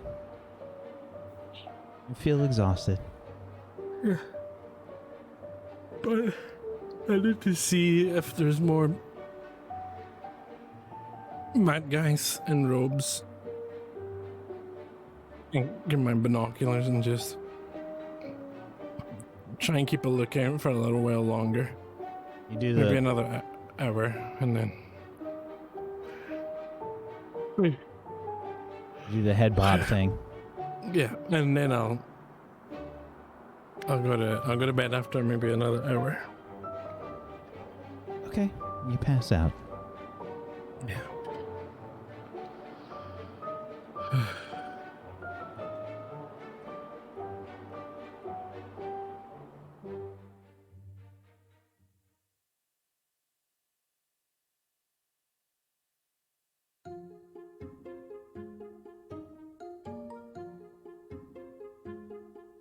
Sunlight blasts you in the face, Alex. Where did you fall asleep? It's not your bed. I think on the windowsill. And I kind of sat up on it. I'm all like kind of cramped up. Like, oh. Ooh. Ooh. Ooh, we need to get some cushions up here, I think. Ooh. Ooh. Ooh. It looks like it's dawn out. Wait. Hang up my binoculars again and just scope the edge of the forest. You have like, I feel like the camera sees you've got like a crease in your face from like leaning against the stone. Yeah. got that sleep crease. No activity. Pretty harsh this morning.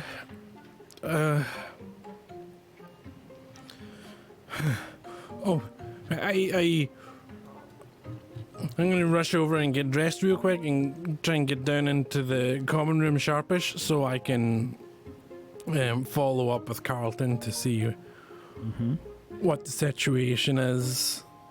But you head over to the window, looking with your binoculars. There's stuff going on outside. You can notice something for me. I would love to notice things. Get a +2. Yes. Because of your binoculars and being in a tower.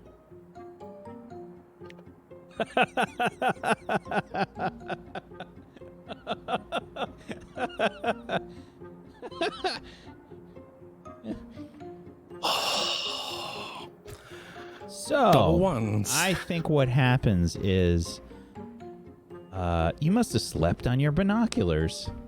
What? Yeah. They're broken, it seems like. Oh, it's fine. I set them down and wipe some of the sleep from my eyes, and I reparo. Give it a try. It's Cast the fine. I spell. can't get double ones twice in a row. Oh, that's with an 8. Okay. Okay. You cast the spell and try to repair your binoculars. What do you think happens?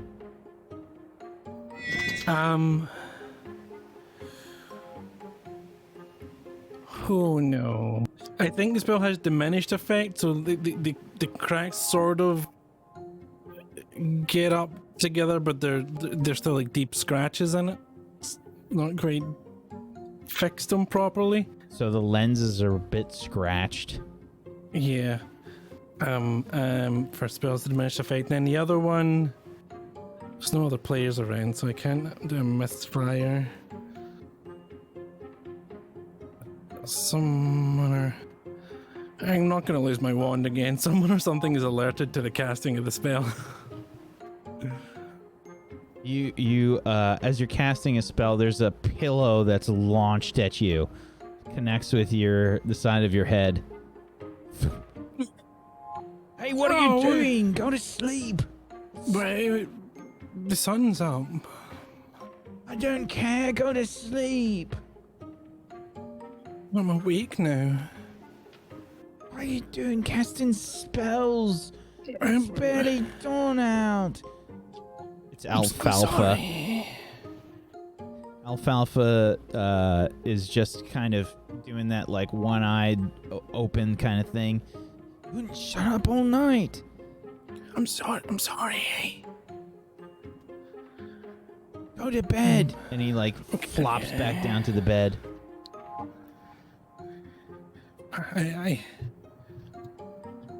try to take another look just through my scratch glasses and get a look at what's going on. Yeah, you get no benefit from the binoculars right now, so you can go ahead and try and notice something without them.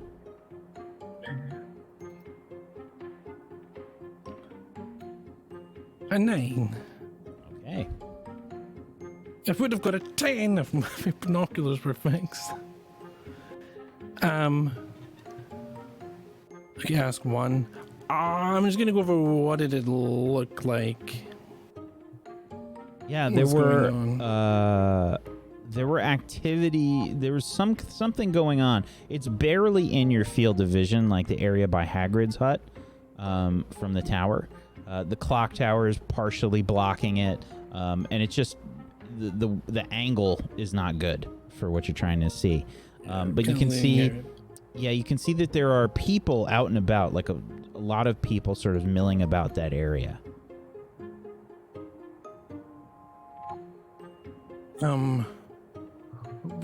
Is there a morning curfew time? Mm-hmm. Yeah, it's basically like classes start at I think 8. Actually, let me check.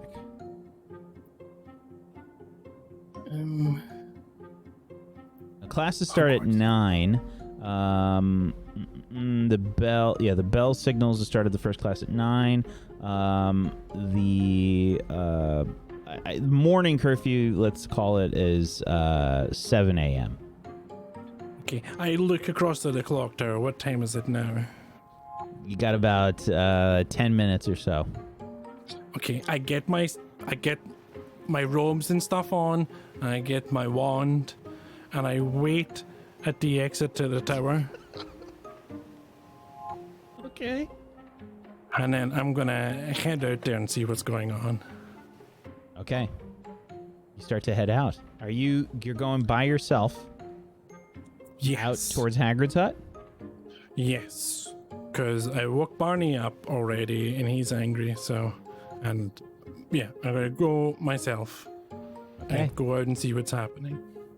So as soon as I hear the clock tower chime 7, I'm out the door. Off you go. Are you trying to be quick or quiet? I'm trying to be quick, yeah. Okay, make a roll. Because I want as much time as possible to watch the goings on. Because if it's horrors, then I get to learn a bit about what they're doing. And then I can Sure. ask them questions about it. Maybe Barney will forgive me.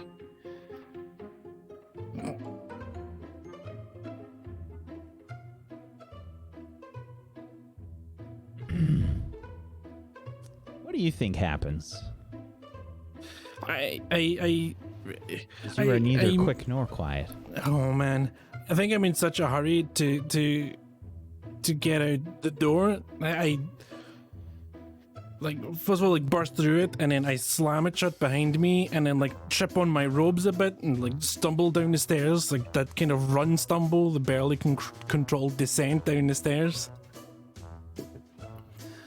And like whoa, whoa, whoa, whoa, whoa, whoa, whoa, and then catch myself a bit. Take a few breaths, let my heart rate settle again. And then go slowly. This time, take my time heading out there. I do a quick walk rather than a run this time. So Okay. I'm moving moderately, speeded not quickly. Okay. There's probably only a few students that are moving about. But you eventually make your way towards the entrance hall. You can probably hear people getting ready for breakfast and whatnot. There's probably some house elves that are making their way through the corridors and heading towards the kitchens and such. Probably you could see some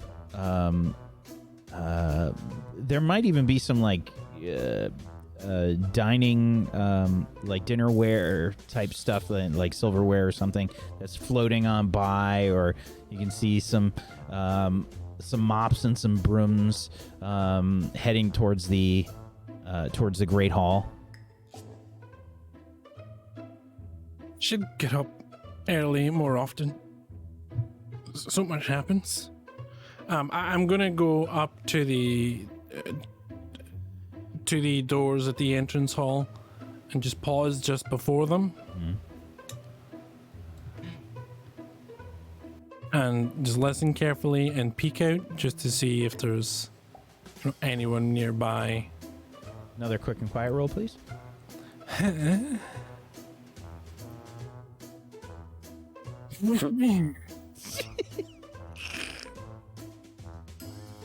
That's 3. Him! The towering shadow of Mrs. Nanny Buckland starts to encompass your visage. Huh. And what are you doing out here, Mr. Pippin? Well, my friend Rosie likes to do morning yoga. And you've met Rosie. And I don't want to do yoga, but I thought maybe the morning thing was a good idea. So I got up at the crack of dawn and I was going to go for a morning walk because exercise is good. Go ahead For and try you. and convince Mrs. Nanny Buckland. And I think you have a relationship with her, right? I don't know. No? No. For some reason I thought Not you had a yet. -1. No. Convince.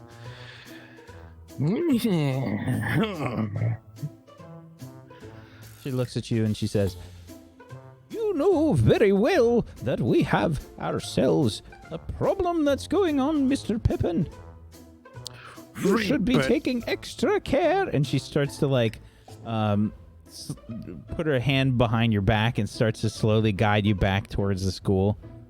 Right, but No buts.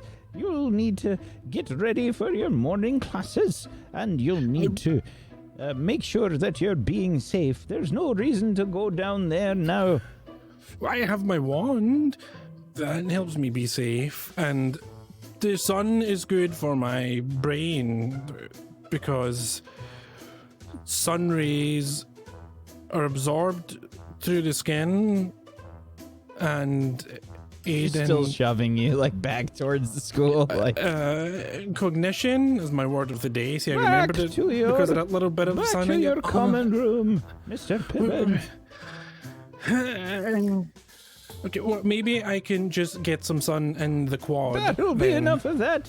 Don't be Just in the cheeky with quad? me. It was a suggestion. I wasn't trying to backtalk. It was a suggestion. The quad is sunshine. It's open at the top, and I could just get some sunshine there. Just walk around the quad, even if I can't go outside the grounds. Not while there's a problem.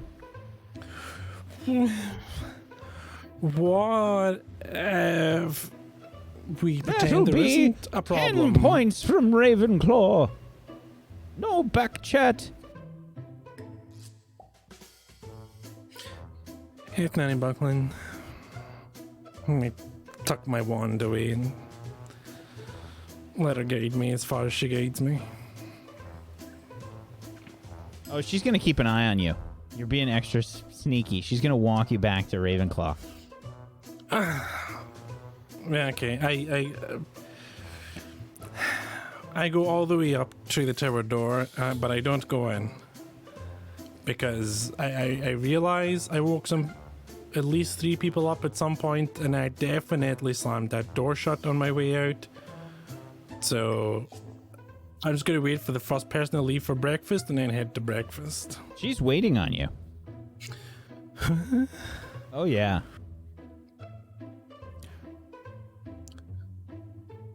So there's some people who aren't happy with me inside, and I'd rather wait at the door. She crosses her arms.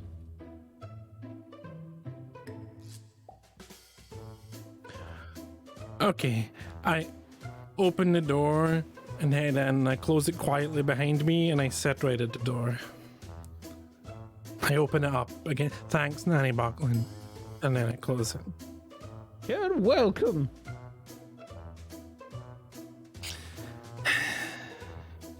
We switch scenes.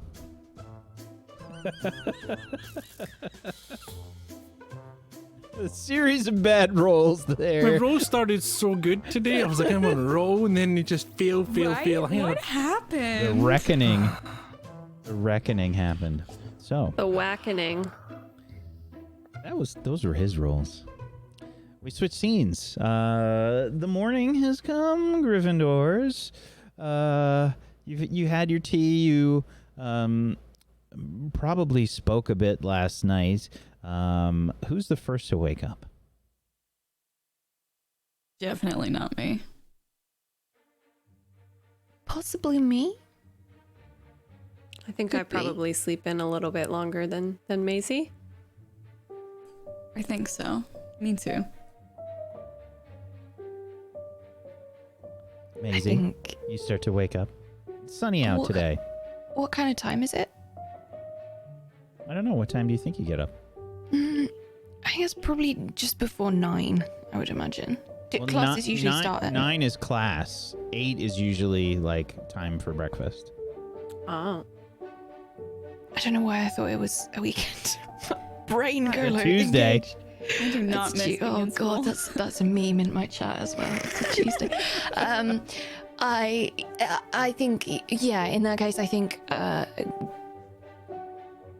maybe 20 to 8. If 8 is like down in the Great Hall for breakfast, yeah, let's go 20 to 8. 8 is basically when the Great Hall opens. Okay, yeah. 20 to 8. Okay. And I think I kind of wake up and I sort of I sit in bed.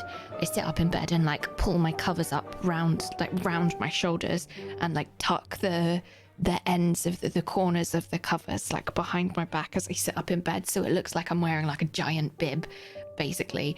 And then pull my hands, I don't know if I'm describing this properly, and then pull my hands round the outside and pull out a book that I've been reading. So I'm like all snuggled up, but pull out a book and like anxiously looking over at everybody to see like who's awake, who's about to go awake. Like what is the state of Clem and Olive? What do you look like when you sleep?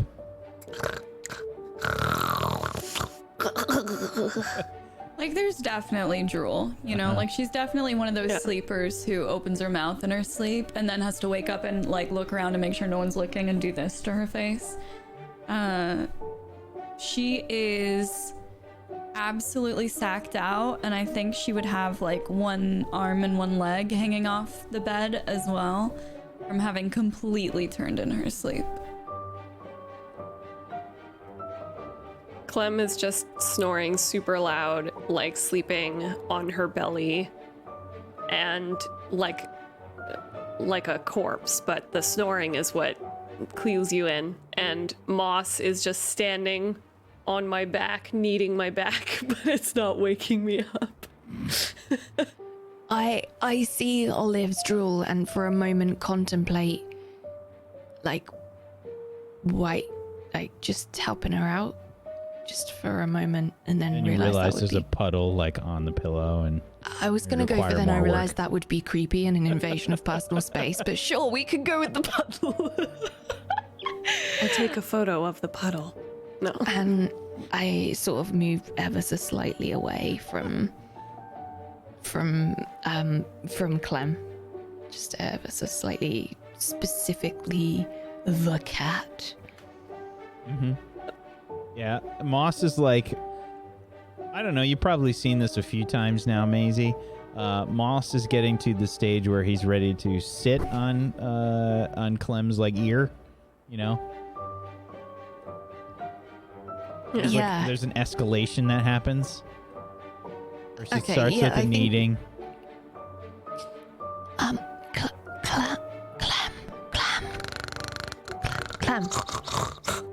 Clem.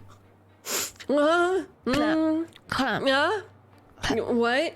I didn't mean to wake. Well, I did mean to wake you up. But I think your cat's. You were saying my name? I wouldn't want you to get like cat hair in your nose. I think your cat's gonna sit on. Oh, I always have cat hair in my nose. You can't help it. When you have a cat, you find cat hair everywhere in your eyeball. Sometimes that's a thing. I was. What time is it? It's about 7:45. I was just waiting for you guys to wake up because I thought it would be nice to have like a slumber party for like 5 minutes before we go to breakfast.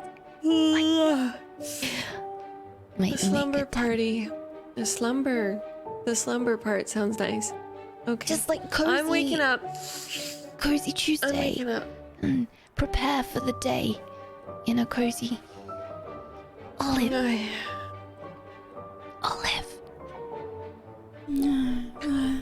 Are we waking Olive up? I grab a pillow from my bed and just chuck it at Olive. Olive, we're waking up now. Maisie decided we're getting up. Just for like 5 minutes, we can just like have thoughts in our bed and, and then like forget about Hagrid being, damn it, I said it. Just for like 5 minutes and then we can rest up. I have did a it fort in wrong. my bed right here. It's so cozy. We just all have the fort right here. My feet don't touch the ground, but I get in Olive's bed. Like I go over. I feel like Olive's on the next bed, and I like put my hands on her bed, and then like lift my legs over and like slither on without touching the floor. All right. Moss Sounds is just lovely. staring at you, Clem. I'm staring right back at him. We're just locked. Our eyes are locked. Are you coming, Clem? What time is it? It's 7:45. We're just having 5 minutes together, to prepare for the day. I get out of the bed and I crawl over to, I like stumble over to their bed and I just collapse onto it. I start picking cat hair out of Clem's hair. Good luck. How are you so awake right now, Maisie?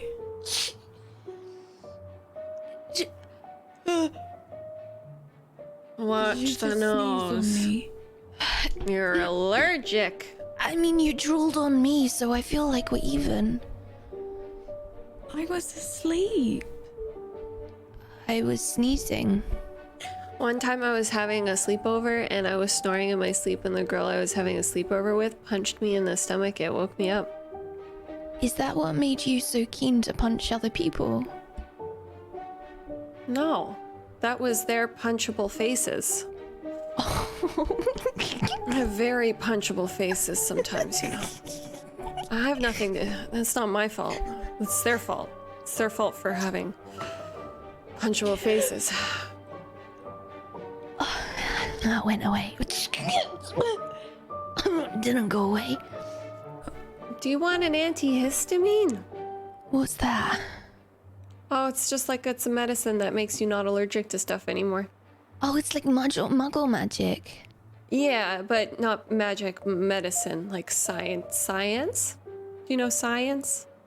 And medicine.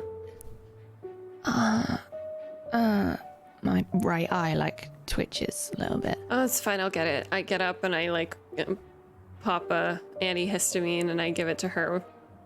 Here's a glass of water. You can take that. And I Moss just eat is it. Probably I'm imagining you trailing your like blankets. Moss Yeah. is somewhere in there, and Yeah. he's attacking your feet. Yeah. But I'm so I- used to it that I feel absolutely nothing. It's like, oh, okay. It won't like turn me into moss or anything, will it? No, it just makes you not sneeze anymore. Oh, well, that sounds like magic to me.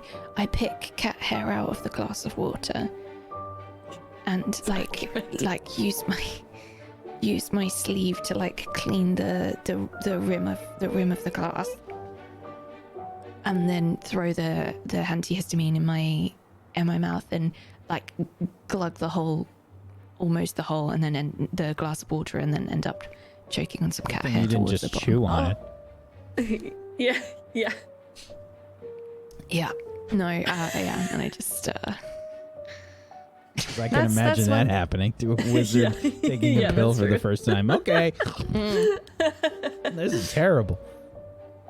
Oh, Well, I should also assumed let you it know would that be. one.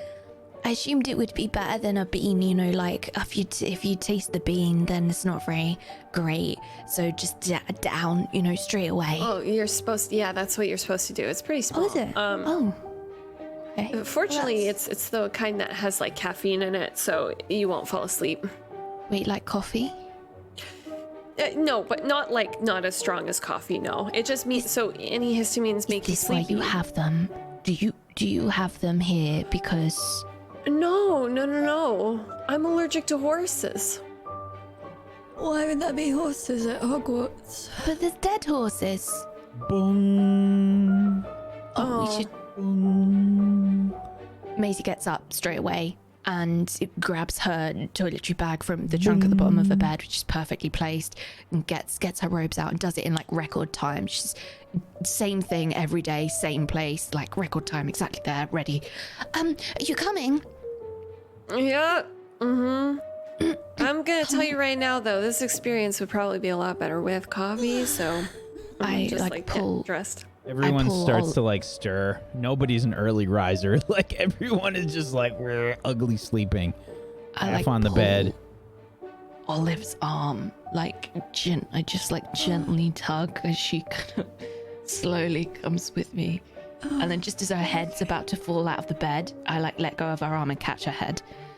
Olive, What? it's time to get up. Are you sure? It feels a bit early. I'm gonna take my hand away now. Ready? No, Okay, no, I'm just not ready.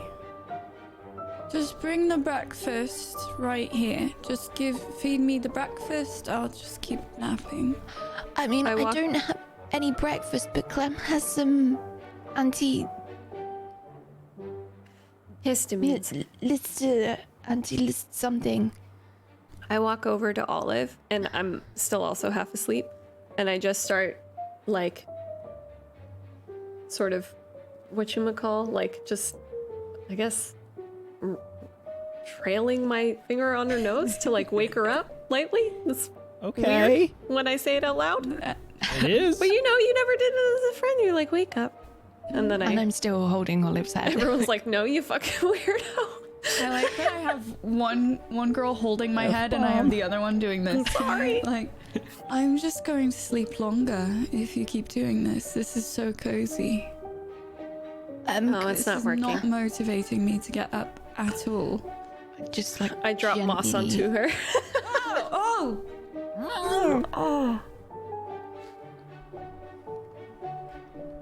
Oh, his little claws just dig right into you, don't they? Good morning. Oh, hello, Moss. Hello. Hi. He has an intense stare, doesn't he? Oh, well, anyway, I'm going to go and get washed and ready. So I'll Yes, I see I you, see Moss. Hello. Okay. Good morning. This was lovely, Clem, but I think he wants to go back to you now. And Olive's just gonna try to lift Moss off of her. Here you go. Thank you so much for that wake-up call. Breakfast, then, shall we? Mm-hmm. You maybe okay? like teeth and face first, Oh, right. Yeah. and like And get ready. That, yeah. There is some supreme bedhead that's happening, I imagine, in this group. Oh, yeah, definitely. Okay. Alright. So you do your morning rituals and head down to breakfast. The three of you together. Alex is already there.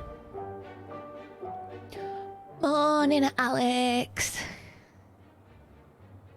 Did any of you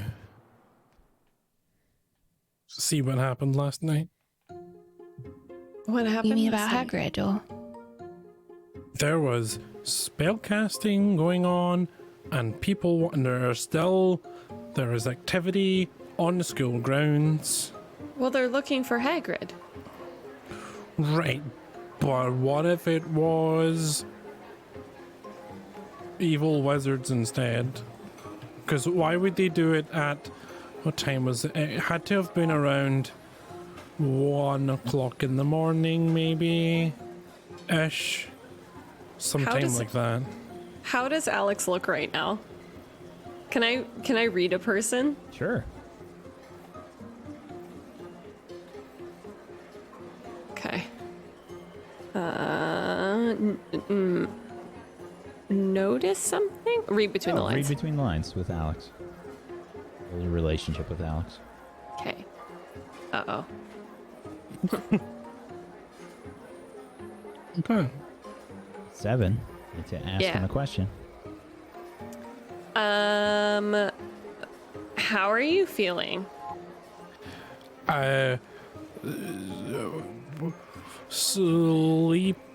Exhaustedly excited. Exhausted. Okay. Alex, did you sleep at all? You look tired. I did some on the windowsill, and then On the I windowsill. tried to go for a walk, and then Annie Buckland stopped me. Oh no, I'm What? so sorry. And she sent me back to the tower, and then as soon as I could get it for breakfast, I came here and had some sausages and waited for you to show up so I could tell you about spell casting in the forest. No, so I read lots of the book, the Dark Creatures book last night, Clem, and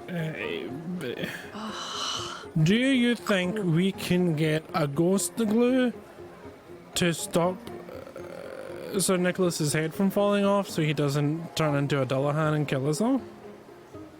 Okay, well, I think that's a very good suggestion. I have been thinking about this. It did occur to me. I don't think that he's Irish enough. I didn't even think he's not Irish. Definitely doesn't sound Irish. Do they need to be Irish, or are they just most common in Ireland?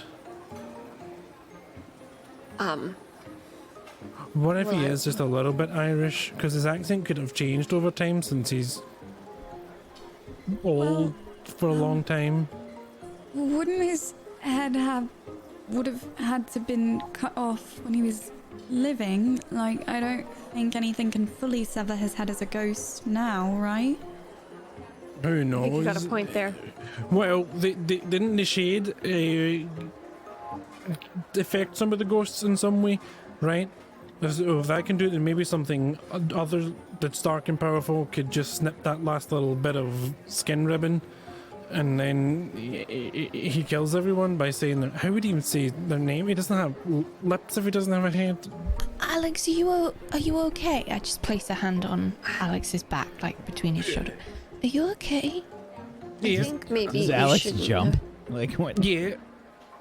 Oh, I'm sorry. I didn't mean to hurt you. I just I maybe should tell you guys not to read the Dark Creatures textbook at night. There's a big skeleton in Japan that rips your head off and drinks your blood. Yeah, that was so cool. It's at this point that Headmistress McGonagall and several other professor-looking types, some adults, begin to make their way into the Great Hall. Him! Students! Students! Everyone, please be quiet! Quiet!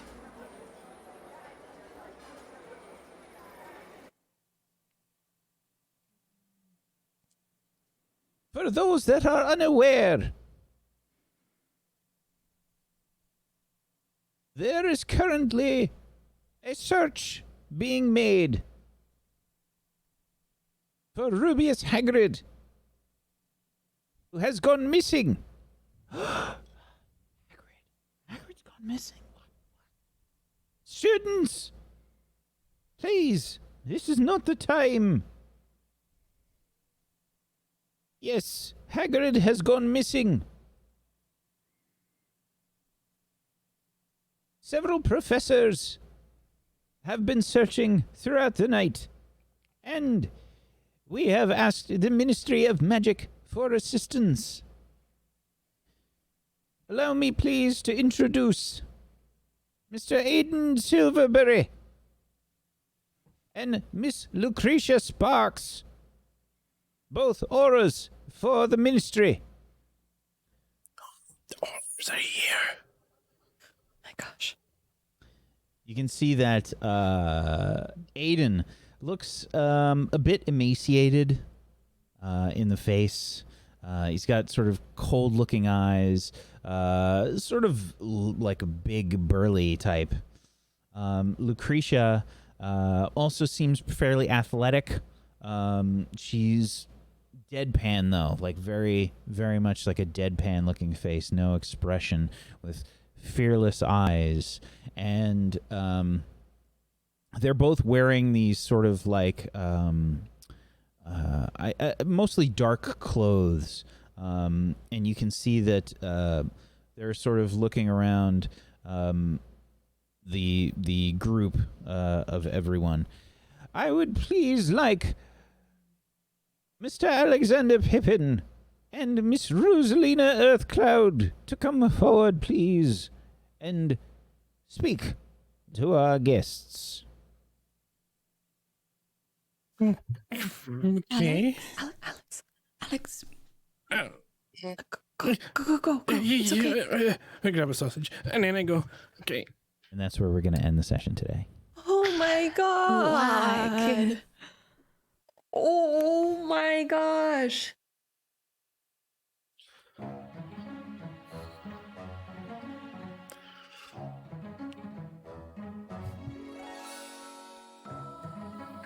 Got him.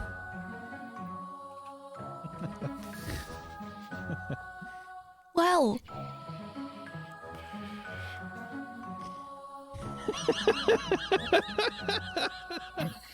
Sorry, I'm just enjoying the reactions. Thank you, everybody. Thank you. We had a bit of an Alex adventure today, but I think it was pretty fun. Oh yeah. And it's time to do our end of session stuff. We have end of session things to do. Why don't we see who would like to give a +1 or a -1 and gain some XP for relationship changes? I will give Maisie my +1 for being concerned about my well-being and trying to comfort me.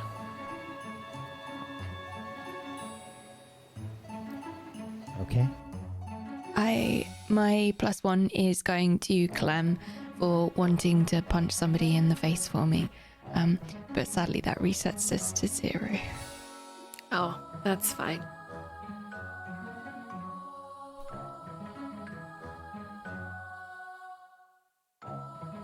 Clem? Yeah. Olive? I think I would like to give my +1 to Maisie because I was ready to punch someone for her. And she gave me a big ol' hug and I'm starting to like them. Don't tell her that though.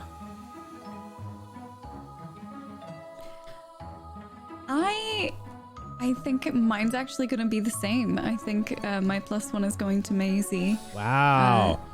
I know, you almost had a full sweep this week. It was. It was a full sweep. Oh, yeah, huh? I was thinking one person didn't give it to you and it was you, because you have to give it to someone else. Should I give my points to Maisie? She would if she could. My heart, you guys. Wow. Full sweep. Nice. All right. Next up, we're going to do our class rolls. Let's roll plus your mind, please. Let's see if Mr. Pippin can make up for his point loss for the cheeky back chat to Miss Nanny Buckland. Okay. Let's see. Let's start with the Gryffindors. Maisie with an 8 is going to give the Gryffindors 5. However, Clem with a 3 is going to take that away. And Olive with an 11 gives the Gryffindors 10 points. Very nice. All right. Let's roll for the Hufflepuffs. I got to do all 3 rolls this time. It's going to be Already great. lost a die. I've already lost one. It's gone. It's lost forever. It's fallen underneath my desk somewhere. A 9 to start things off.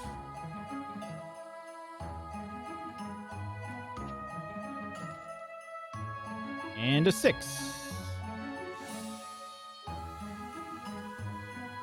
And an 11. So net of 10 for Hufflepuff as well. Okay, Okay, the Ravenclaws start things off with a 7 from Alex. Trying to get back into the good graces of the Ravenclaws. I get a 9, which is another 5 for Ravenclaw. Puts them back where they were. And last roll is a 10 for 10 points. Wow. Wow. All right, Slytherins. Cornelia rolls a 7. That's 5 points for Slytherin. And I will make the other 2 rolls. That's a 4. I was on a roll.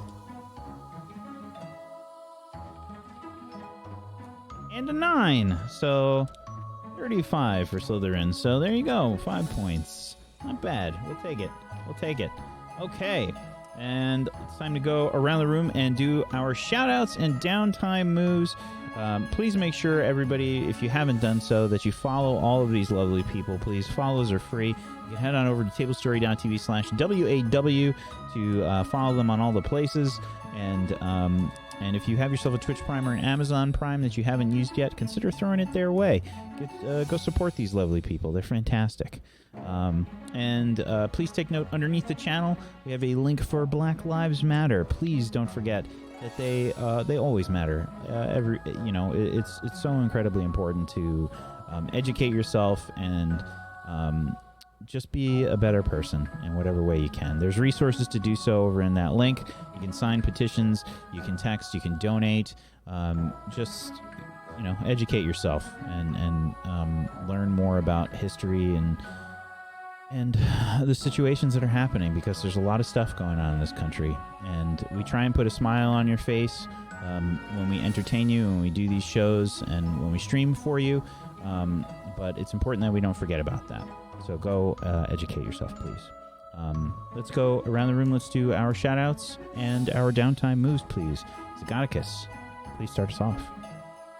Okay, for my downtime move, I'm going to do a job for the first time. Going to do some little job, see if I can get some galleons back, because I spent them all on potions, basically. It's a good way to spend your galleons.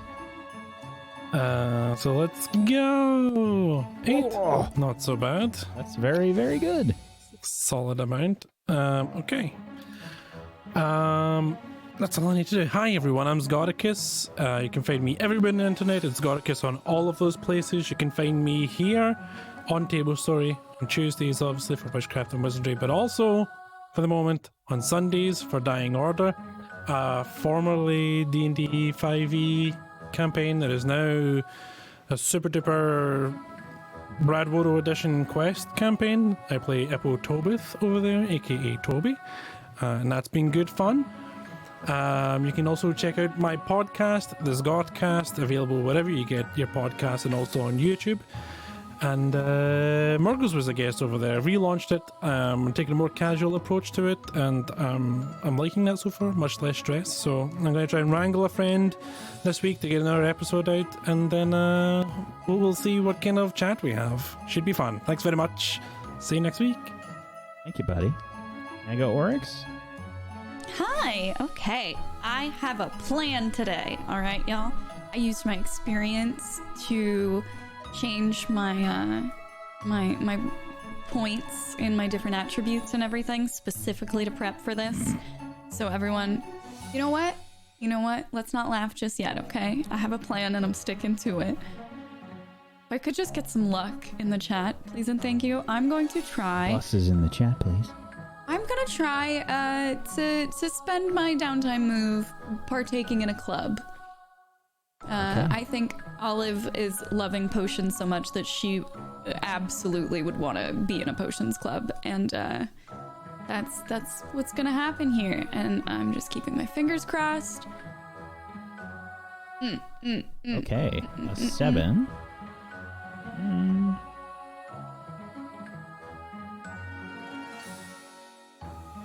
I lost the page. Okay. So You get to learn a secret from one of the people on your relationship list. And I just want to make sure it doesn't say one of the playable characters on your relationship list. It's just one of the people on your relationship That's list. correct. Right? Great. I'd like to learn a secret from Hagrid. Okay. So this would have been something before he vanished. Yeah. Okay.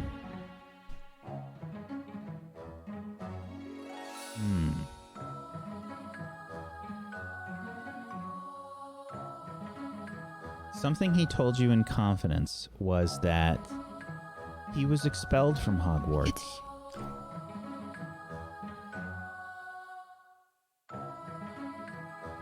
Oh, snap.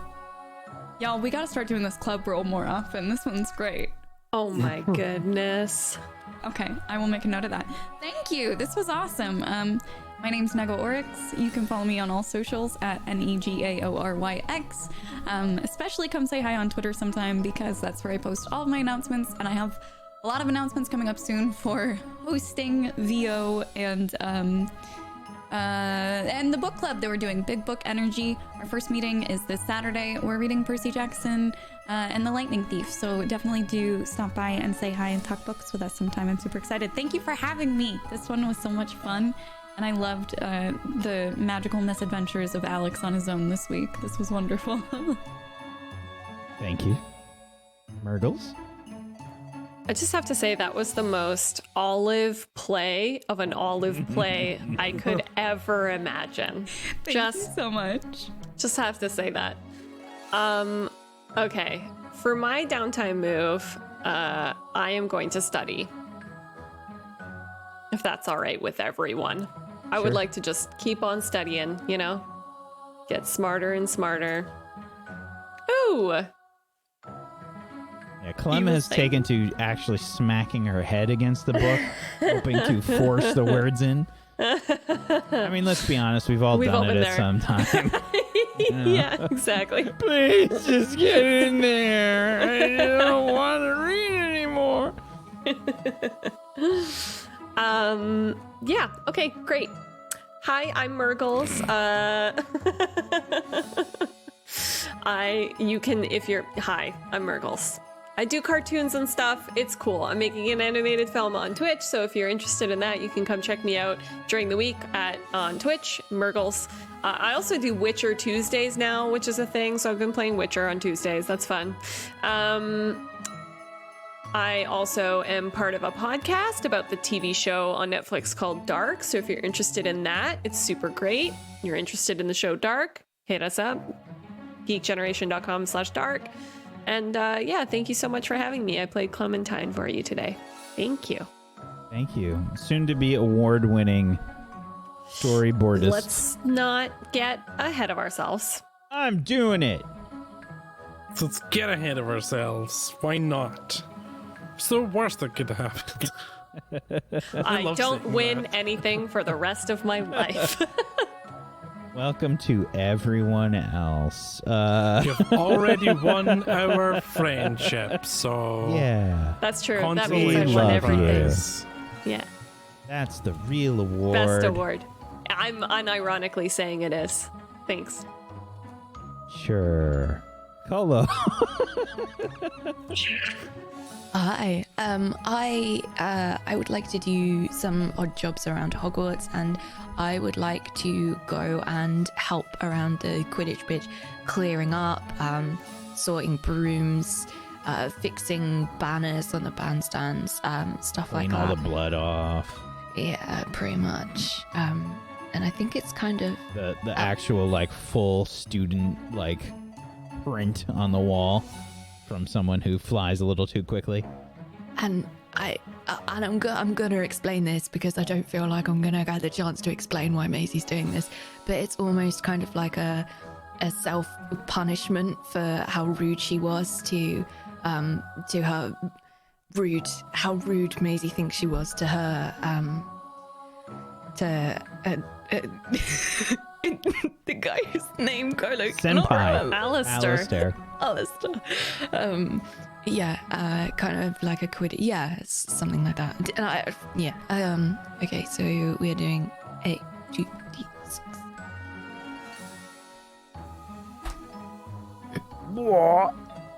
Well, it's not really a punishment, but sure, I'll take it. 11 galleons. Great. Annihilation. Hi, I'm Colo. You can find me under the internet. That's where I live, just underneath it. On the internet. Under the name Hello, it's Colo. It's all one word. That's me. I'm playing a cute and emotional game about Fox at the moment, which is pretty splendid. We're going to be playing Hard Space Shipbreaker soon. A whole variety of stuff. Also, maybe Ichi has Yoda. I that. don't know if you could see this, but maybe Yoda is going to get a head. That's Lego Yoda that never built his head, so maybe that's going to happen too. I'm really excited for Luxie to come back next week, and the first thing to be happening for her to be standing up in the Great Hall in front of the whole school. It's going to be quite a welcome back. Yeah, come see us sometime. Thank you. And thank you, chat. I'm Wax Steven. I've been your Headmaster of Doom. I've dragged the players kicking and screaming through the adventure today. Thank you so much for joining us, chat. As always, we appreciate you. Thank you so much for being here. Thank you for the love and the support. And thank you for hanging out with us. Thank you so much. Thank you, Colo. Thank you, Murgles. Thank you, Nego Oryx. Thank you, Zagonicus, for being awesome role players. I appreciate you. Thank you so much. Luxie, we missed you. And we hope you're having a good time with Bean for her birthday. Happy birthday, Bean! Happy birthday, Bean. And yeah, thank you all so much for watching. Hopefully we'll see you tomorrow for Gone, which is the surreal thriller show that Pumpkinberry runs, and it's fantastic. And it's a lot different than the show, definitely. It's super the opposite of the show. We're pretty close to it. Thank you so much for being here, and hopefully we'll see you for that. Peace out. Have a wonderful rest of your Tuesday. Good night, everybody. Bye. Bye-bye. Oh, Bye. and sorry, if you've been watching the Jamie View, there may be a giveaway that's going on if you are on the Discord or you're hanging out by our Twitter for a book. So you might want to check that out. Thank you so much. Bye. Bye. Get your books.